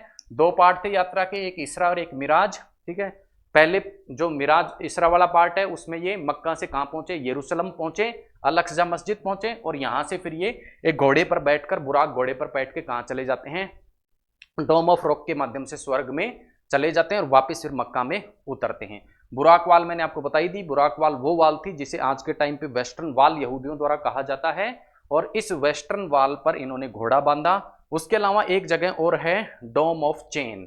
अब डोम ऑफ जो चेन नाम की जगह है, डोम ऑफ द चेन नाम की जो जगह है, उसे ऐसा माना जाता है कि ये जो पूरा इलाका है जिसे यहूदी तो क्या कहते हैं? टेम्पल माउंट कहते हैं। इसे मुसलमान हरम अल शरीफ के नाम से, इस पूरे इलाके को टेम्पल माउंट के नाम से तो कौन जानते हैं? टेम्पल माउंट के नाम से तो कौन पहचानते हैं? यहूदी। और इसी टेम्पल माउंट को जो मुसलमान है वो किस नाम से पहचानते हैं? वो इसे नाम देते हैं हरम अल शरीफ, हरम अल शरीफ। और इस हरम अल शरीफ में ही एक तो है डोम ऑफ रॉक, एक है अल अक्सा मस्जिद, एक है बुराक वाल जिसे जो यहूदी लोग हैं वो वेस्टर्न वाल कहते हैं, और एक है डोम ऑफ चैन। डोम ऑफ चैन के लिए मुस्लिम या इस्लाम अनुयायी ऐसा मानते हैं कि यहां पर इन्होंने किसने? कयामत के दिन इस डोम ऑफ चैन को पार करके ही मोहम्मद पैगंबर की तरह सब स्वर्ग की यात्रा पर जाएंगे। इसीलिए मुस्लिम धर्म में यह मान्यता है कि जो शव हैं उनको दफनाया जाता है, क्योंकि एक दिन ऐसा आएगा जब कयामत का दिन होगा और कयामत के दिन सभी लोगों का हिसाब होगा और हिसाब में जो पास हो जाएंगे वो इस डोम ऑफ चैन के को पार करके ही स्वर्ग की तरफ जाएंगे। तो यहां से इस मान्यता का हमें उत्तर मिलता है कि क्यों ऐसा है कि मुस्लिम धर्म में या इस्लाम में शवों को दफनाया जाता है, जलाया नहीं जाता। क्यों? क्योंकि एक दिन ये सभी दफनाए हुए शव उठ खड़े होंगे, उनके कर्मों का हिसाब होगा, वो दिन कयामत का दिन होगा और फिर उस कयामत के दिन जो अच्छे कर्म वाले लोग हैं वो इस डोम ऑफ चैन के माध्यम से क्या चले जाएंगे? स्वर्ग में चले जाएंगे। इस प्रकार की मान्यता कही जाती है। अब ये सारी चीजें चल रही थी एक तरफ मक्का में और एक तरफ इजराइल में। दूसरी तरफ अब एक इरा यूरोप में चालू होता है और उसके अंतर्गत ईसाई जो धर्म के लोग होते हैं वो इस्लाम और यहूदी धर्म के लोगों को मारना प्रारंभ करते हैं। इसी बीच में मोहम्मद पैगंबर की क्या हो जाती है? मृत्यु हो जाती है और उमर खलीफा जो है अब इसका जो उत्तराधिकारी होता है वो शासक बनता है। अब उमर खलीफा जब शासक बनता है उस दौरान क्या होता है? हमने जैसा देखा था कि अभी तक यरूशलेम या इजराइल पर किसका शासन था? रोम का शासन था। अब रोम जो है, रोम के शासकों को हराकर यरूशलेम पर ये उमर खलीफा क्या कर लेता है? अधिकार कर लेता है, क्योंकि इनकी पवित्र जगह भी मोहम्मद पैगंबर की हदीस के अनुसार कौन सी है? इजराइल में है। इसलिए ये उमर खलीफा जाकर रोम का जो शासक है उनको हराता है और अब कब्जा किसका हो जाता है? यहाँ पर इस क्षेत्र में इस्लाम या मुस्लिमों का कब्जा हो जाता है। लेकिन मुस्लिम जो ये उमर खलीफा होता है ये यहूदियों को यहाँ रहने की परमिशन दे देता है। इसी बीच धर्म युद्ध छिड़ जाते हैं, क्रूसेड छिड़ जाते हैं और ईसाई जो हैं वो ऐसा मानते हैं कि यहूदियों ने ईसा मसीह की हत्या करी थी, इसलिए सभी ईसाई जो हैं मुस्लिम और यहूदियों की हत्या करना प्रारंभ कर देते हैं। यहूदी और मुस्लिमों पर हमला होता है। जेरूसलम और इजराइल में भी ऐसा कार्य होता है और इसी बीच ओटोमन जो साम्राज्य है, ओटोमन जो सभ्यता है वो कब्जा कर लेती है किस पर? इजराइल पर कब्जा कर लेती है। तो अब इजराइल में शासन किसका हो गया? ओटोमन साम्राज्य का शासन हो गया। अब ओटोमन साम्राज्य क्या करता है? एक प्रयास करता है कि सभी लोगों को शांति के साथ में यहां पर बसा दिया जाए और इसके लिए पूरे जो क्षेत्र है इस यरूशलेम का, या हम कह सकते हैं पूरा इजराइल का जो क्षेत्र है, या मुख्य रूप से यरूशलेम का जो क्षेत्र है जहां के लिए विवाद है, उसको 3 भागों में बांट देता है। एक मुस्लिम क्षेत्र, एक यहूदी क्षेत्र और एक ईसाई क्षेत्र, और कहता है कि सभी आराम से शांति से एक साथ रहो। और इस प्रकार से 4 रंगों में आपको दिखाई दे रहा है, एक क्षेत्र ये, एक क्षेत्र ये, एक क्षेत्र ये और एक क्षेत्र ये। अब जैसा हमने देखा था कि ये वाला जो क्षेत्र है, जिसे मुस्लिम तो हरम अल शरीफ के नाम से जानते हैं और टेम्पल माउंट के नाम से जानते हैं, कौन?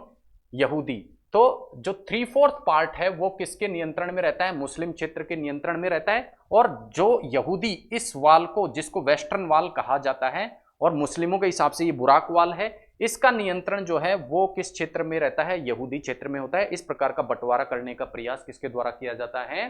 ओटोमन साम्राज्य के द्वारा करा जाता है। लेकिन इसी बीच जैसा मैंने आपको बताया, धर्म युद्ध पूर्व में हुए थे, ऐसे ही एक अभियान छिड़ जाते हैं यूरोप में, जिन्हें क्या कहा जाता है? प्रोग्राम कहा जाता है। और इन प्रोग्राम के तहत बड़ी मात्रा में यहूदी लोगों की जो हत्या है वो यूरोप में की जाती है। यहूदी लोगों की जब यूरोप में हत्या की जाती है तो इसके विरुद्ध यहूदी भी एक आंदोलन छेड़ देते हैं, जिसे जियानिज्म के नाम से जाना जाता है, जिसके अंतर्गत क्या होते हैं? यहूदी भी अब क्या कहते हैं कि हमें भी हमारे देश में जाकर बसना है, इस अत्याचार के विरुद्ध हमें इजराइल में जाकर क्या होता है? बसना है। और यूरोप से यहूदी जो लोग हैं उनका यरूशलेम में आगमन प्रारंभ हो जाता है और भारी मात्रा में यहूदियों की संख्या बढ़ जाती है। पहले यहाँ पर मुस्लिम संप्रदाय ज़्यादा था, अब यहाँ संख्या यहूदियों की धीरे धीरे क्या हो जाती है? बढ़ जाती है। और जब इस प्रकार से यूरोप से अपने देश में ये लोग आते हैं तो उसे अलियाह के नाम से जाना जाता है। कुछ लोग तो केवल मृत्यु का वर्ण करने के लिए कि हमारी मृत्यु यरूशलेम में हो, उस उद्देश्य से यूरोप आते हैं। तो इस प्रकार की व्यवस्था को क्या कहा जाता है? अलिया कहा जाता है। और यूरोप से जब यरूशलेम इस प्रकार से आगमन होता है उसे पहला अलिया कहा जाता है। और वर्ष आ जाता है 1881 से लेकर 1903 तक। इस प्रकार का खूब जो आगमन है वो यहूदियों का जेरूशलेम या इजराइल के अंतर्गत होता है। उसके बाद प्रोग्राम जारी रहता है, प्रोग्राम जारी रहता है, यूरोप में यहूदियों के विरुद्ध अत्याचार जारी रहता है। और 1904 से 1914 के बीच में भारी मात्रा में प्रोग्राम जो हैं वो रशिया में भी होते हैं, यहूदियों को मारा जाता है। और फिर यहाँ से भी, रशिया से भी बहुत सारे लोग जो हैं वो यरूशलेम या फिर इजराइल में आ जाते हैं और इसे सेकंड अलियाह के नाम से जाना जाता है। चूंकि आपको पता है कि रशिया में क्या था? मार्क्सवाद या समाजवाद प्रचलन में था, तो बहुत प्रसिद्ध मार्क्सवादी भी यरूशलेम में आते हैं। और ये मार्क्सवादी आकर क्या करते हैं? कुछ सुधारात्मक कार्य इजराइल में करते हैं। क्या सुधार करते हैं? एक तो तेल अबीब नाम का बहुत अच्छा शहर इजराइल में बसाते हैं, जो बाद में इजराइल की राजधानी भी बनता है। उसी के साथ साथ ये कृषि की एक विशेष पद्धति, जिसे सामुदायिक कृषि कहा जाता है और साथ ही साथ इसे किबुट के नाम से भी पहचाना जाता है। और इस किबुट के माध्यम से इजराइल में एक उन्नत कृषि तकनीकी विकसित की। इसीलिए इस तकनीकी को आज भी सर्वोच्च तकनीकों में सर्वोत्तम तकनीकों में से माना जाता है इजराइल की खेती को। तो इस प्रकार का जो कार्य है, विकासात्मक कार्य, यहाँ समाजवादियों ने यूरोप से आके प्रारंभ किया। और ये भी क्या थे? यहूदी थे। इसी बीच प्रोग्राम चालू रहते हैं, अत्याचार यहूदियों पर चालू रहता है। और 1917 में आकर क्या करा जाता है? एक बेलफोर डिक्लेरेशन वहां घोषित कर दिया जाता है। किसके द्वारा? ब्रिटेन के द्वारा। और ब्रिटेन अब ऐसा कहता है, ब्रिटेन उस समय विश्व की प्रमुख जो है शक्ति बन चुका था, और ब्रिटेन ऐसा कहता है कि ये जो स्थान है इजराइल, इसका क्या किया जाएगा? सॉल्यूशन किया जाएगा इसके विवाद का। और इस फिलिस्तीन नाम का, अब तक ये किस नाम से जाना जाता था? स्टेट ऑफ फिलिस्तीन नाम से ये जगह जानी जाती थी। और कहा कि यहूदियों के लिए अब हम यहाँ पर क्या बनाएंगे?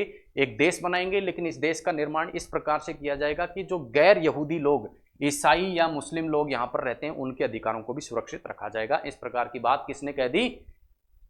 ब्रिटेन के द्वारा बेलफोर डिक्लेरेशन के द्वारा घोषित कर दी गई। अब आपको पता है कि रोमन साम्राज्य को हराकर यहाँ ओटोमन साम्राज्य आ चुका था। ओटोमन साम्राज्य को अब 1918 में ब्रिटेन यहाँ पे हरा जाता है। और अब ब्रिटेन में एक्सक्लूसिवली ब्रिटेन का ही शासन कहाँ हो जाता है? इजराइल में, या हम कह सकते हैं स्टेट ऑफ फिलिस्तीन में क्या हो जाता है? काबिज हो जाता है। अब इंग्लैंड जो है वो निर्णय कर लेता है, जैसा कि बेलफोर डिक्लेरेशन से उसने घोषणा की थी। अब इंग्लैंड क्या करता है?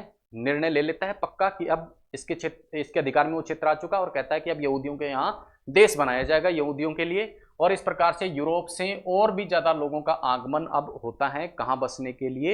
इजराइल वाले क्षेत्र में बसने के लिए आगमन होता है, जिसे तीसरा, चौथा और पांचवा अलिया कहा जाता है। साथ ही साथ जर्मनी में नाजियों द्वारा भारी मात्रा में जीनोसाइड जो किया जाता है यहूदियों का, उस डर से भी बहुत सारे लोग जो हैं वो यहाँ आकर बस जाते हैं। जर्मनी में ये जो जीनोसाइड किया जाता है, उस जीनोसाइड का कारण ये है कि हिटलर जो होता है वो इन यहूदियों को गैर आर्य प्रजाति मानता है, यानी शुद्ध नस्ल नहीं मानता। शुद्ध नस्ल वह केवल आर्य जो प्रजाति है उसे मानता है, इन गैर आर्यों को ये अशुद्ध नस्ल मानता है और राष्ट्रवाद के खिलाफ बताता है, इसलिए अत्याचार करता है। उस अत्याचार से भी बहुत सारे लोग अलिया के द्वारा पहुंचते हैं, कहां पर, इस स्थान पर पहुंचते हैं। और अब इस स्थान पर जिसे स्टेट ऑफ फिलिस्तीन के नाम से अब तक पहचाना जा रहा है, वहां पर बहुत भारी मात्रा में क्या हो जाती है, संख्या हो जाती है किसकी, यहूदियों की। और इसके विरुद्ध, नए देश बसाने की घोषणा के विरुद्ध क्या हो जाता है, अरब जो कंट्रीज होती हैं, मुस्लिम जो कंट्रीज होती हैं, वो 1939 में एक भारी क्या कर देती हैं, आंदोलन कर देती हैं। इस प्रकार आप देख रहे हैं कि एक आंदोलन किया जाता है, हिंसक आंदोलन, किसके विरोध में, यहूदियों के यहां आगमन के विरोध में, यहूदियों की बढ़ती संख्या के विरोध में ये आंदोलन किया जाता है। और इस आंदोलन के फलस्वरूप अब इंग्लैंड क्या करता है, रोक लगा देता है किस पे, अलिया पर, अर्थात यहूदियों के यहां आगमन पर आधिकारिक रूप से रोक लगा देता है। लेकिन चोरी छुप के अवैध रूप से वो आगमन जारी रहता है। इसी बीच द्वितीय विश्व युद्ध छिड़ जाता है। अब द्वितीय विश्व युद्ध जब छिड़ जाता है, उस विश्व युद्ध के दौरान क्या होता है, ये यहूदी लोग होते हैं वो उस वक्त के जो मित्र देश यूएस और जो यूके हैं उनका साथ देते हैं, जबकि अरब देश जो हैं वो यहाँ जर्मनी का साथ देते हैं। और विश्व युद्ध के दौरान भी अवैध तरीके से यहूदियों का अलिया जारी रहता है, यहूदियों का आगमन इजराइल के क्षेत्र में, या यूं कह सकते हैं स्टेट ऑफ फिलिस्तीन के क्षेत्र में जारी रहता है। इंग्लैंड हालांकि इस पर रोक लगाने की कोशिश करता है, और जब इंग्लैंड रोक लगाने की कोशिश करता है तो यहां तनातनी उत्पन्न हो जाती है किसके बीच में, इंग्लैंड का यहां शासन था कहां पे, स्टेट ऑफ फिलिस्तीन पे, और यहूदी लोगों को यह पसंद नहीं था कि उनका आगमन यहां पर रोका जाए।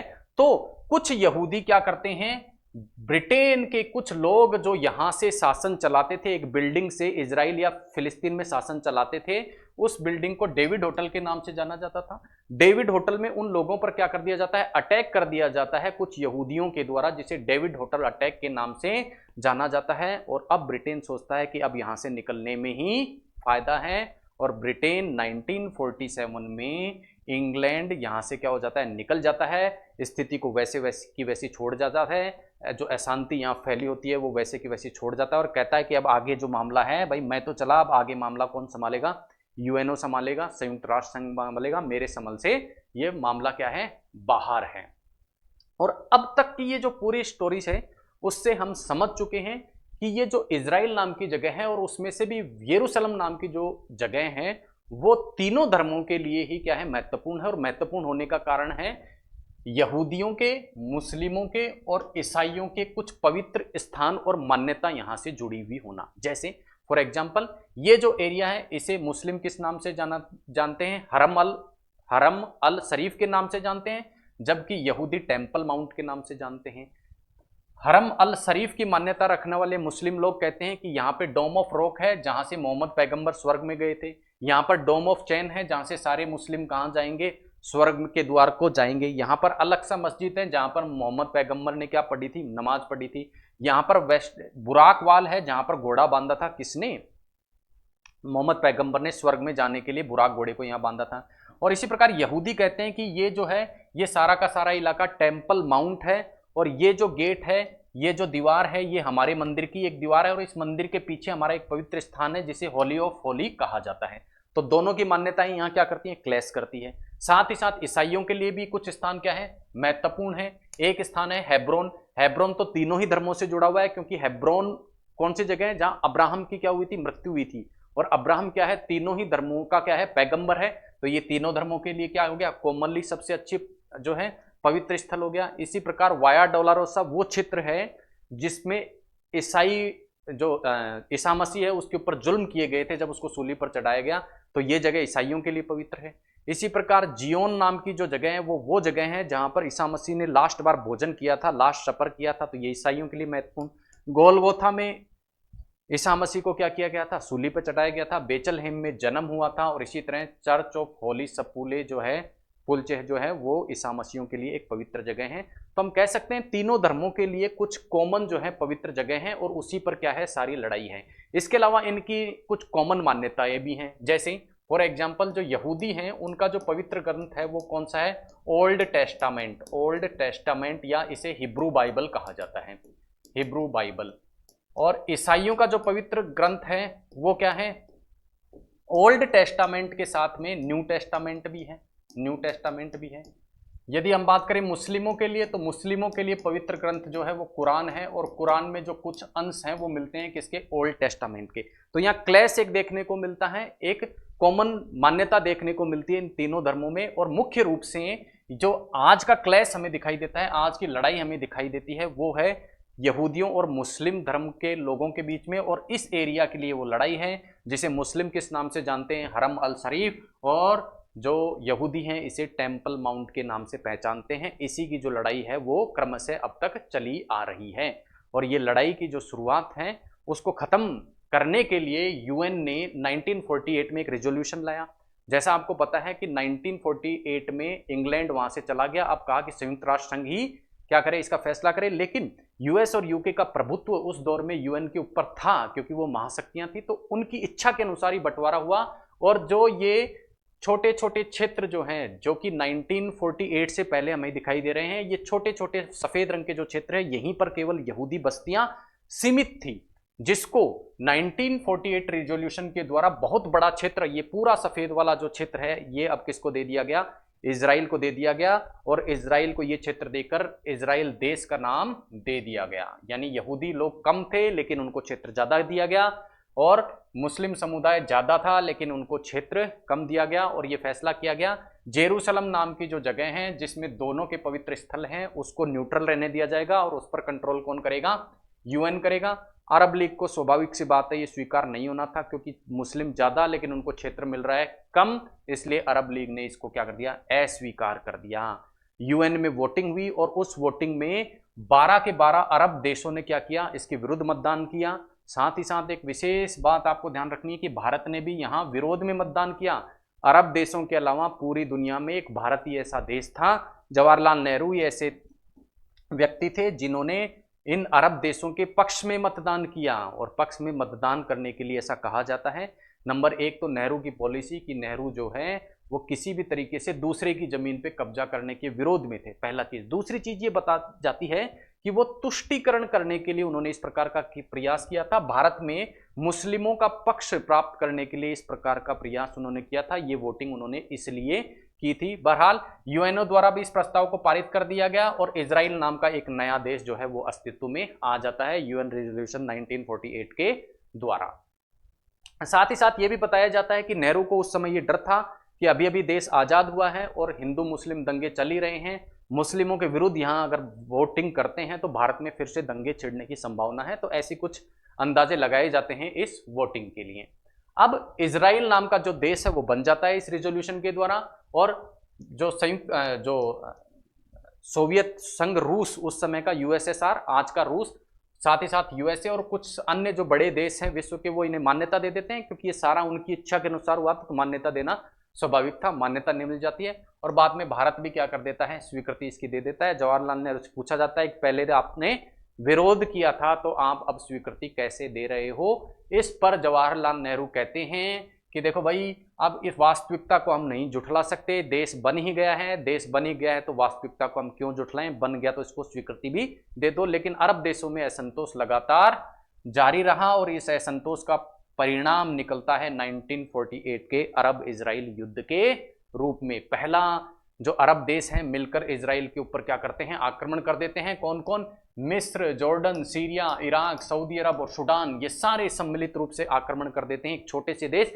इजराइल पर। लेकिन इजराइल को अप्रत्यक्ष रूप से समर्थन प्राप्त होता है यूएसएसआर और यूके और यूएस का, इसलिए इजराइल क्या कर देता है, हरा देता है इन सभी देशों को, संयुक्त सेना को क्या कर देता है, हरा देता है। और यरूशलेम जिसको कि न्यूट्रल रखा गया था, उस पर, इस यरूशलेम पर क्या कर लेता है, अधिकार कर लेता है। कौन कर लेता है, इजराइल कर लेता है। तो ये यरूशलेम भी निकल जाता है फिलिस्तीन के हाथ से। साथ ही साथ ये वाला जो एरिया है गाजा पट्टी वाला, इस पर भी इजराइल क्या कर लेता है, कब्जा कर लेता है, और एक लॉ बना देता है जिसको कहा जाता है लॉ ऑफ रिटर्न, जिसके अंतर्गत इजराइल कहता है अब खुल के जिस किसी भी भाग में यहूदी रह रहे हैं वो हमारे पास आ जाओ, हम उनको नागरिकता देंगे, आराम से यहां आकर बसो। इस प्रकार का लॉ ऑफ रिटर्न बना दिया जाता है इजराइल के द्वारा।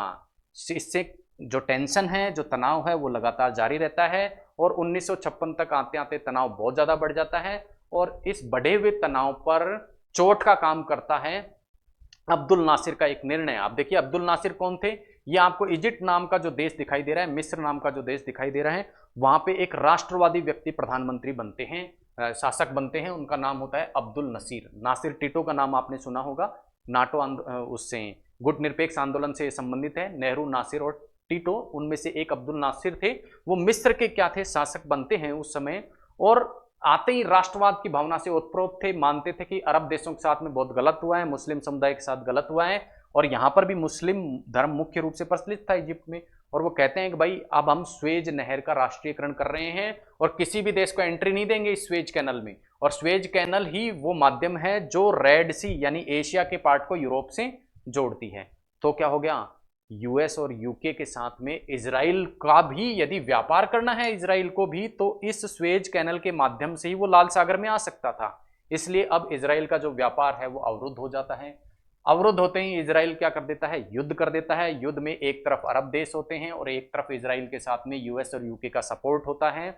और इस युद्ध का परिणाम क्या होता है, अब इजराइल इजिप्ट का ये वाला भाग है, ये वाला जो भाग है जिसे सिनाई पेनिसुला कहा जाता है, उस सिनाई पेनिसुला को भी मिस्र से छीन लेता है। सिनाई पेनिसुला पर कब्जा हो जाता है किसका, इजराइल का। अब समझौता होता है यूएस और यूके की मध्यस्थता से, और मिस्र जो है वो राजी हो जाता है बेमन से। अब्दुल नासिर राजी हो जाते हैं कि ठीक है आपको स्वेज कैनल का एक्सेस दे देंगे, हमारा जो ये है वो वापस दे दो, सिनाई पेनिसुला वापस दे दिया जाता है। लेकिन 1967 में आके वापस से स्वेज नहर का एक्सेस जो है वो नासिर के द्वारा पुनः रोक दिया जाता है।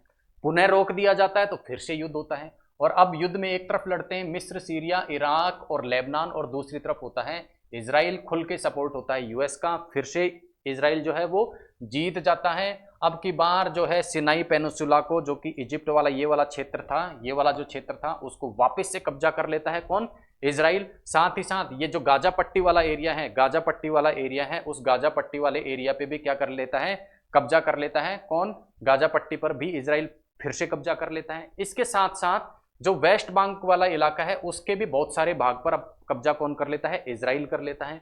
साथ ही साथ सीरिया का ऊपर वाला ये जो गोलन हाइट, सीरिया का भी कुछ भाग पे जिसे गोलन हाइट्स के रूप में जाना जाता है, उस पर भी क्या कर लेता है, कब्जा कर लेता है कौन, इजराइल। तो अब सब लोगों को ये लगता है, सब अरब देशों को लगता है कि ऐसे तो पार नहीं पड़ेगी युद्ध से, अब तो कुछ और ही किया जाए। तो ये क्या करते हैं, आतंकवादी घटनाएं प्रारंभ करते हैं। और इसी तरह की एक आतंकवादी घटना 1972 में घटती है। म्यूनिख नरसंहार के नाम से जाना जाता है। इजराइल की जो टीम है वो खेलने जाती है ओलंपिक, कहां पर, जर्मनी में, म्यूनिख नाम की जगह पे। और वहां पर गाजा पट्टी वाला जो एरिया है उसमें एक पीएलओ नाम पर, फिलिस्तीन लिबरेशन ऑर्गेनाइजेशन नाम का एक संगठन पनपता है। ये संगठन क्या करता है, म्यूनिख ओलंपिक में इजराइल के, जर्मनी में जो कुछ नाजी लोग हैं उनके समर्थन से ये जो ऑर्गेनाइजेशन है पीएलओ, म्यूनिख ओलंपिक में इजराइल के 12 खिलाड़ियों की क्या कर देता है, हत्या कर देता है। हत्या, 5 आतंकवादी हत्या में शामिल होते हैं। 5 में से 3 आतंकवादियों जो हैं, 5 आतंकवादी जो हैं, 8 आतंकवादी शामिल होते हैं, जिनमें से 5 को तो क्या कर दिया जाता है, जर्मनी पुलिस मार देती है, लेकिन 3 उनकी गिरफ्त में नहीं आते हैं। अब इजराइल कहता है कि ठीक है बाकी 3 को भी आप मार दो तो ठीक है, हम इस चीज को यहीं क्लोज कर देंगे। लेकिन बात यहीं खत्म नहीं होती है। ये जो 3 आतंकी गिरफ्तार किए गए हैं उनको पीएलओ, फिलिस्तीन लिबरेशन ऑर्गेनाइजेशन, जर्मनी के एक प्लेन को अगवा कर लेता है। अगवा करके इन 3 आतंकवादियों को छुड़ा ले जाता है। छुड़ा ले जाता है तो इजराइल का जो जैसा मान्यता है, इजराइलियों की ये मान्यता है, दांत के बदले दांत, आंख के बदले आंख, अपना बदला जरूर पूरा करते हैं। और ये कहते हैं कि इन 3 आतंकवादियों को तो हम मारकर रहेंगे। और इजराइल में भारी मात्रा में रोष, असंतोष होता है, और उसके लिए इजराइल की सरकार और वहां की एक जासूसी एजेंसी जिसे मोसाद के रूप में जाना जाता है, मोसाद वहां एक ऑपरेशन चालू करती है। Operation breath of God Israel के द्वारा प्रारंभ किया जाता है, और इसके तहत ये 3 आतंकवादियों को अलग अलग जगह से ढूंढ करके, दुनिया में अलग अलग देशों में ढूंढ करके मोसाद अगले 20 वर्षों तक इस पे कार्य करती है, और 20 साल के अंदर अंदर सारे आतंकवादियों को मारते हैं। तो देखिए कितनी कट्टरता इनमें है, किस प्रकार की बदले की भावना इनमें है, क्योंकि इनका जो देवता है यहोवा, वो भी क्या था, निर्दयी था। वो किए की सजा, कर्मों की सजा जरूर देता है, और इजरायली भी कर्म की सजा जो है वो जरूर देते हैं। 20 वर्षों में 3 आतंकवादियों को जगह जगह ढूंढ कर इन्होंने क्या कर दिया, मोसाद ने दुनिया में सभी जगह ढूंढकर मार गिराया। और साथ में मार गिराने से पहले क्या करते थे, जिस व्यक्ति को मारना है उस व्यक्ति के घर वालों को पहले सूचना देते थे कि भाई हम कल मारने वाले हैं, और तीनों को इस प्रकार से इन्होंने दुनिया के विभिन्न हिस्सों में मार गिराया। होते होते 1973 का ईयर आ जाता है और पुनः टेंशन बढ़ जाती है, तनाव बढ़ जाता है, पुनः जो है उसी क्षेत्र के लिए विवाद जारी रहता है। और जो है अब क्या होता है, मिस्र और सीरिया तो एक तरफ जिनके क्षेत्र छिन गए थे, मिस्र का तो कौन सा, ये सिनाई जो पेनिसुला है वो छिन गया था, और गोलन हाइट जो है सीरिया का छिन गया था। इसलिए अब ये दोनों मिलकर इजराइल के विरुद्ध युद्ध लड़ते हैं, और अब की बार रशिया समर्थन देता है मिस्र और सीरिया को, जबकि अमेरिकी सपोर्ट शुरू से ही किसके साथ है, इजराइल के साथ में। अब सिनाई पेनिसुला और गोलन हाइट्स लेने के लिए क्या होता है, ये युद्ध होता है, लेकिन पुनः इजराइल जीत जाता है। और जीत कर क्या करता है, पहले तो क्या था, गोलन हाइट्स का थोड़ा सा इलाका था, अब आगे के इलाके को भी क्या कर लेता है, आगे के इलाके तक भी ये बढ़ जाता है, और सिनाई पेनिसुला में भी बहुत आगे तक ये अफ्रीका की तरफ बढ़ जाता है, मिस्र की तरफ बढ़ जाता है, तो क्षेत्र को और अधिक विस्तृत कर लेता है। फिर पुनः वापस से अरब देशों को लगता है कि युद्ध से फायदा नहीं है, तो वापस से ये एक आतंकवादी घटना को अंजाम देते हैं, और इजराइल की जो राजधानी है तेल अबीब, वहां से एक प्लेन को हाईजैक करते हैं। तेल अबीब नाम की ये जो जगह है इजराइल में, वहां से प्लेन को हाईजैक करते हैं, और अफ्रीका का एक देश है युगांडा जिसमें मुस्लिम शासन होता है, वहां पर इस फ्लाइट को ले जाते हैं। और इसमें लगभग 111 जो लोग होते हैं वो इस प्लेन में होते हैं। युगांडा चूंकि मुस्लिम शासक है तो ये PLO फिलिस्तीन लिबरेशन ऑर्गेनाइजेशन की सहायता करता है और प्लेन को वहां जगह दे देता है उतरने के लिए। इस प्रकार से प्लेन हाईजैक हो जाता है। धमकी देते हैं कि भाई तुम्हारे जो प्लेन हाईजैक किया उसको तभी छोड़ेंगे जब हमारी शर्तें मानी जाए, लेकिन UN का प्रेशर पड़ता है, संयुक्त राष्ट्र संघ का प्रेशर के कारण क्या होता है, प्लेन में जितने भी गैर इजरायली लोग हैं अर्थात गैर इजरायली नागरिक हैं उनको तो छोड़ दिया जाता है, लेकिन इजरायली नागरिकों को नहीं छोड़ा जाता। अब इजराइल सोचता है कि इनकी मांगे मानेंगी तो वापस से ये इसी प्रकार की हरकत करेंगे। तो अब इजराइल की जो सेना है और वहां का जासूसी एजेंसी जो है मोसाद, वो मिलकर एक अभियान चलाते हैं इन आतंकियों को मारने के लिए। वो होता है ऑपरेशन थंडरबोल्ट, अपने नागरिकों को छुड़ाने के लिए और इन आतंकवादियों को मारने के लिए ऑपरेशन थंडरबोल्ट नाम का ये अभियान जो है वो चला दिया जाता है। अब ये जो ऑपरेशन थंडरबोल्ट चलाया जाता है ये जिस व्यक्ति के नेतृत्व में चलाया जाता है वो होता है योनाथन नेतान्याहू। ऑपरेशन सफल रहता है, युगांडा में जाकर अपने लोगों को छुड़ाकर लेके आ जाते हैं। कौन? IDF जो इजराइल की सेना है वो और मोसाद दोनों मिलकर छुड़ा लाते हैं। लेकिन इसी बीच योनाथन नेतान्याहू जो इस ऑपरेशन का नेतृत्व कर रहे होते हैं वो क्या हो जाते हैं, शहीद हो जाते हैं। और शहीद होने के कारण उनकी लोकप्रियता जो है वो बहुत ज़्यादा बढ़ जाती है। कहाँ पर? इजराइल में। तो उनके जो भाई होते हैं बेंजामिन नेतान्याहू जो कि इस वक्त इजराइल के प्रधानमंत्री हैं, वो अमेरिका में पढ़ रहे होते हैं और इनके शहीद होने के पश्चात वापस लौटकर कहाँ आ जाते हैं, इजराइल में आ जाते हैं। और इनकी जो लोकप्रियता है, इनकी जो शहीदी है उसका जो है लाभ इन्हें मिलता है और बहुत ज़्यादा लोकप्रिय नेता के रूप में उभरते हैं। कहाँ पर? ये इजराइल में। इसी बीच युगांडा को पता लगता है कि युगांडा में आकर ऑपरेशन थंडरबोल्ट के माध्यम से अपने लोगों को छुड़ाकर जो लेके गया है मोसाद या इजराइल, उसमें केन्या ने इनकी सहायता की थी। तो युगांडा में जितने भी केन्या के लोग रहते हैं उनको मारना युगांडा का जो सेना है वो प्रारंभ कर देती है। तो इस प्रकार के कुछ घटनाक्रम 1976 तक होते रहते हैं। उसके बाद कुछ शांति के प्रयास किए जाते हैं और इसी प्रयास के रूप में एक कैंप डेविड अकॉर्ड किया जाता है 1978 में। आइए देखते हैं क्या था कैंप डेविड अकॉर्ड 1978 का। 1978 में कैंप डेविड जो अकॉर्ड होता है उसमें यह फैसला किया जाता है कि भाई मिस्र जो है, अब मिस्र भी थक चुका था, ठीक है, और मिस्र ऐसे कहता है कि ठीक है भाई हम तो इजराइल को क्या करते हैं, मान्यता देते हैं। तो मिस्र ने इजराइल को मान्यता दे दी, ठीक है। साथ ही साथ जैसे ही मान्यता दी तो इजराइल भी कहता है कि ठीक है तुम्हारा जो सिनाई पेनिसुला मैंने ले रखा था वो तुम वापस लो, वापस लौटा देता है और बोलता है ठीक है गाजा पट्टी और वेस्टर्न बैंक जो हमारे इलाके में उसमें भी बैठ के हम बातचीत कर लेंगे और शांति का प्रयास करेंगे। ऐसे शांति की वार्ता आगे बढ़ती है और एक और प्रयास इसके लिए होता है, वो होता है ओस्लो अकॉर्ड 1992 में। देखते हैं ओस्लो अकॉर्ड में क्या होता है। ओस्लो अकॉर्ड में PLO भी अब क्या दे देता है इजराइल को, फिलिस्तीन लिबरेशन ऑर्गेनाइजेशन जिसका शासन कहाँ है, गाजा पट्टी में, वो भी अब इजराइल को क्या दे देता है, मान्यता दे देता है। और इजराइल भी PLO को क्या दे देता है, मान्यता दे देता है। और इजराइल अब ये जो गाजा पट्टी है वो भी किसको लौटा देता है, PLO को लौटा देता है। वेस्टर्न बैंक के कुछ हिस्से हैं वो भी किसको लौटा देता है, वापिस लौटा देता है, किसको, इनको फिलिस्तीन को ये वापस में लौटा देते हैं। इसी बीच जॉर्डन जो पड़ोसी देश है, अरब देश है, ये भी इजराइल को क्या दे देता है, मान्यता दे देता है। तो मतलब लगभग जो अरब देश हैं वो चालू कर देते हैं कि मान्यता दी जाए किसको, ओस्लो अकॉर्ड के तहत मान्यता दे देते हैं वो किसको, इजराइल को। लेकिन हमारा जो पड़ोसी देश है पाकिस्तान, हालांकि इजराइल के आसपास के अरब देशों ने इसको मान्यता दे दी, लेकिन पाकिस्तान ने अभी तक भी इजराइल को जो है मान्यता नहीं दी है। इसी बीच 1996 में बेंजामिन नेतन्याहू इजराइल में क्या बन जाते हैं, प्रधानमंत्री बन जाते हैं। और शांति के तहत ही जो हेब्रोन नाम का स्थान है, हेब्रोन कौन सा, जहां इब्राहिम की मौत हुई थी, वो स्थान जो कि तीनों धर्मों के लिए महत्वपूर्ण है, वो स्थान अब फिलिस्तीन को सौंप दिया जाता है, किसके द्वारा, इजराइल के द्वारा। तो इस प्रकार से शांति के कुछ प्रयास इस दौर में होते हैं। नेक्स्ट अब प्रश्न उठता है कि अब क्या विवाद बच गया भाई, फिर अब क्या बच गया, इतना कोशिश की गई तो अब विवाद वही क्षेत्र बचा है, ये वाला क्षेत्र। इस क्षेत्र में मुस्लिम समाज की भी मान्यता है और यहूदियों की मान्यता है। यहूदी जो है इसे क्या कहते हैं, टेंपल माउंट कहते हैं, जबकि मुस्लिम इसे क्या कहते हैं, हरम अल शरीफ।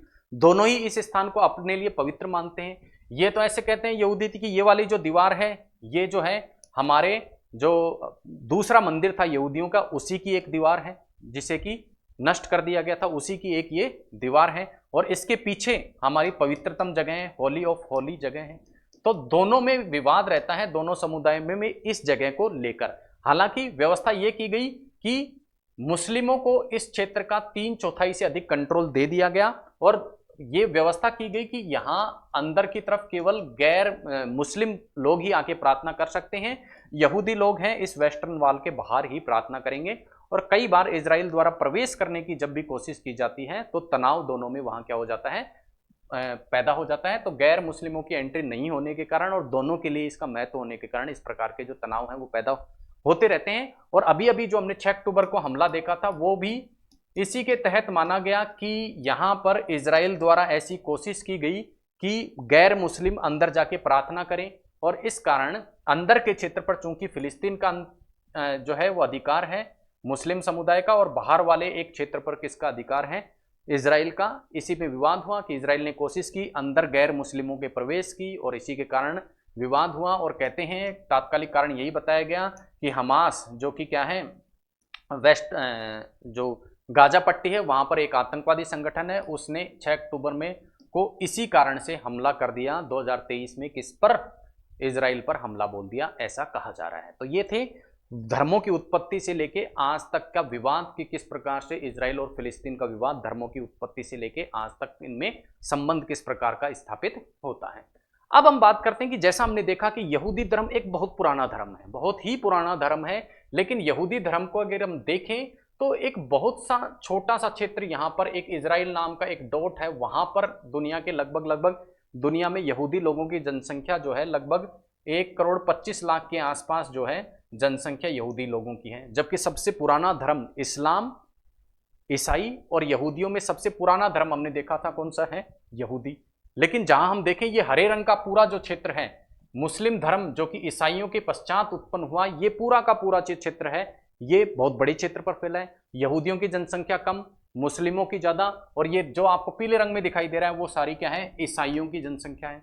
तो क्या कारण रहा कि सबसे पहले जो धर्म उत्पन्न हुआ तीनों धर्मों में से वो केवल एक जगह पर सिमट कर रह गया, बाकी के दोनों धर्म क्या करते हैं, अलग अलग क्षेत्रों में अपना फैलाव करते हैं। तो उसका कारण ये रहा कि जो यहूदी धर्म है उसकी ये मान्यता है कि जोर जबरदस्ती से या धर्म परिवर्तन करके हम हमारे धर्म को किसी को स्वीकार नहीं कराएंगे।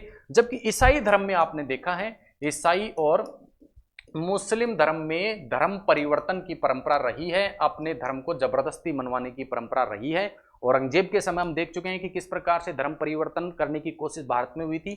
इसी तरह ईसाई भी अब मिशनरीज के माध्यम से धर्म परिवर्तन की कोशिश करते रहे हैं। यही कारण है कि ईसाईयत और मुस्लिम समुदाय तो इतना इन क्षेत्रों में फैला और यहूदी धर्म इनसे पुराना होकर भी एक विशेष हिस्से में ही क्या रहा, सीमित रहा। इसी प्रकार जो हिंदू धर्म है वो भी धर्म प्रचार की तो क्या करता है, मान्यता देता है, लेकिन जबरदस्ती धर्म परिवर्तन की मान्यता हिंदू धर्म में भी नहीं है।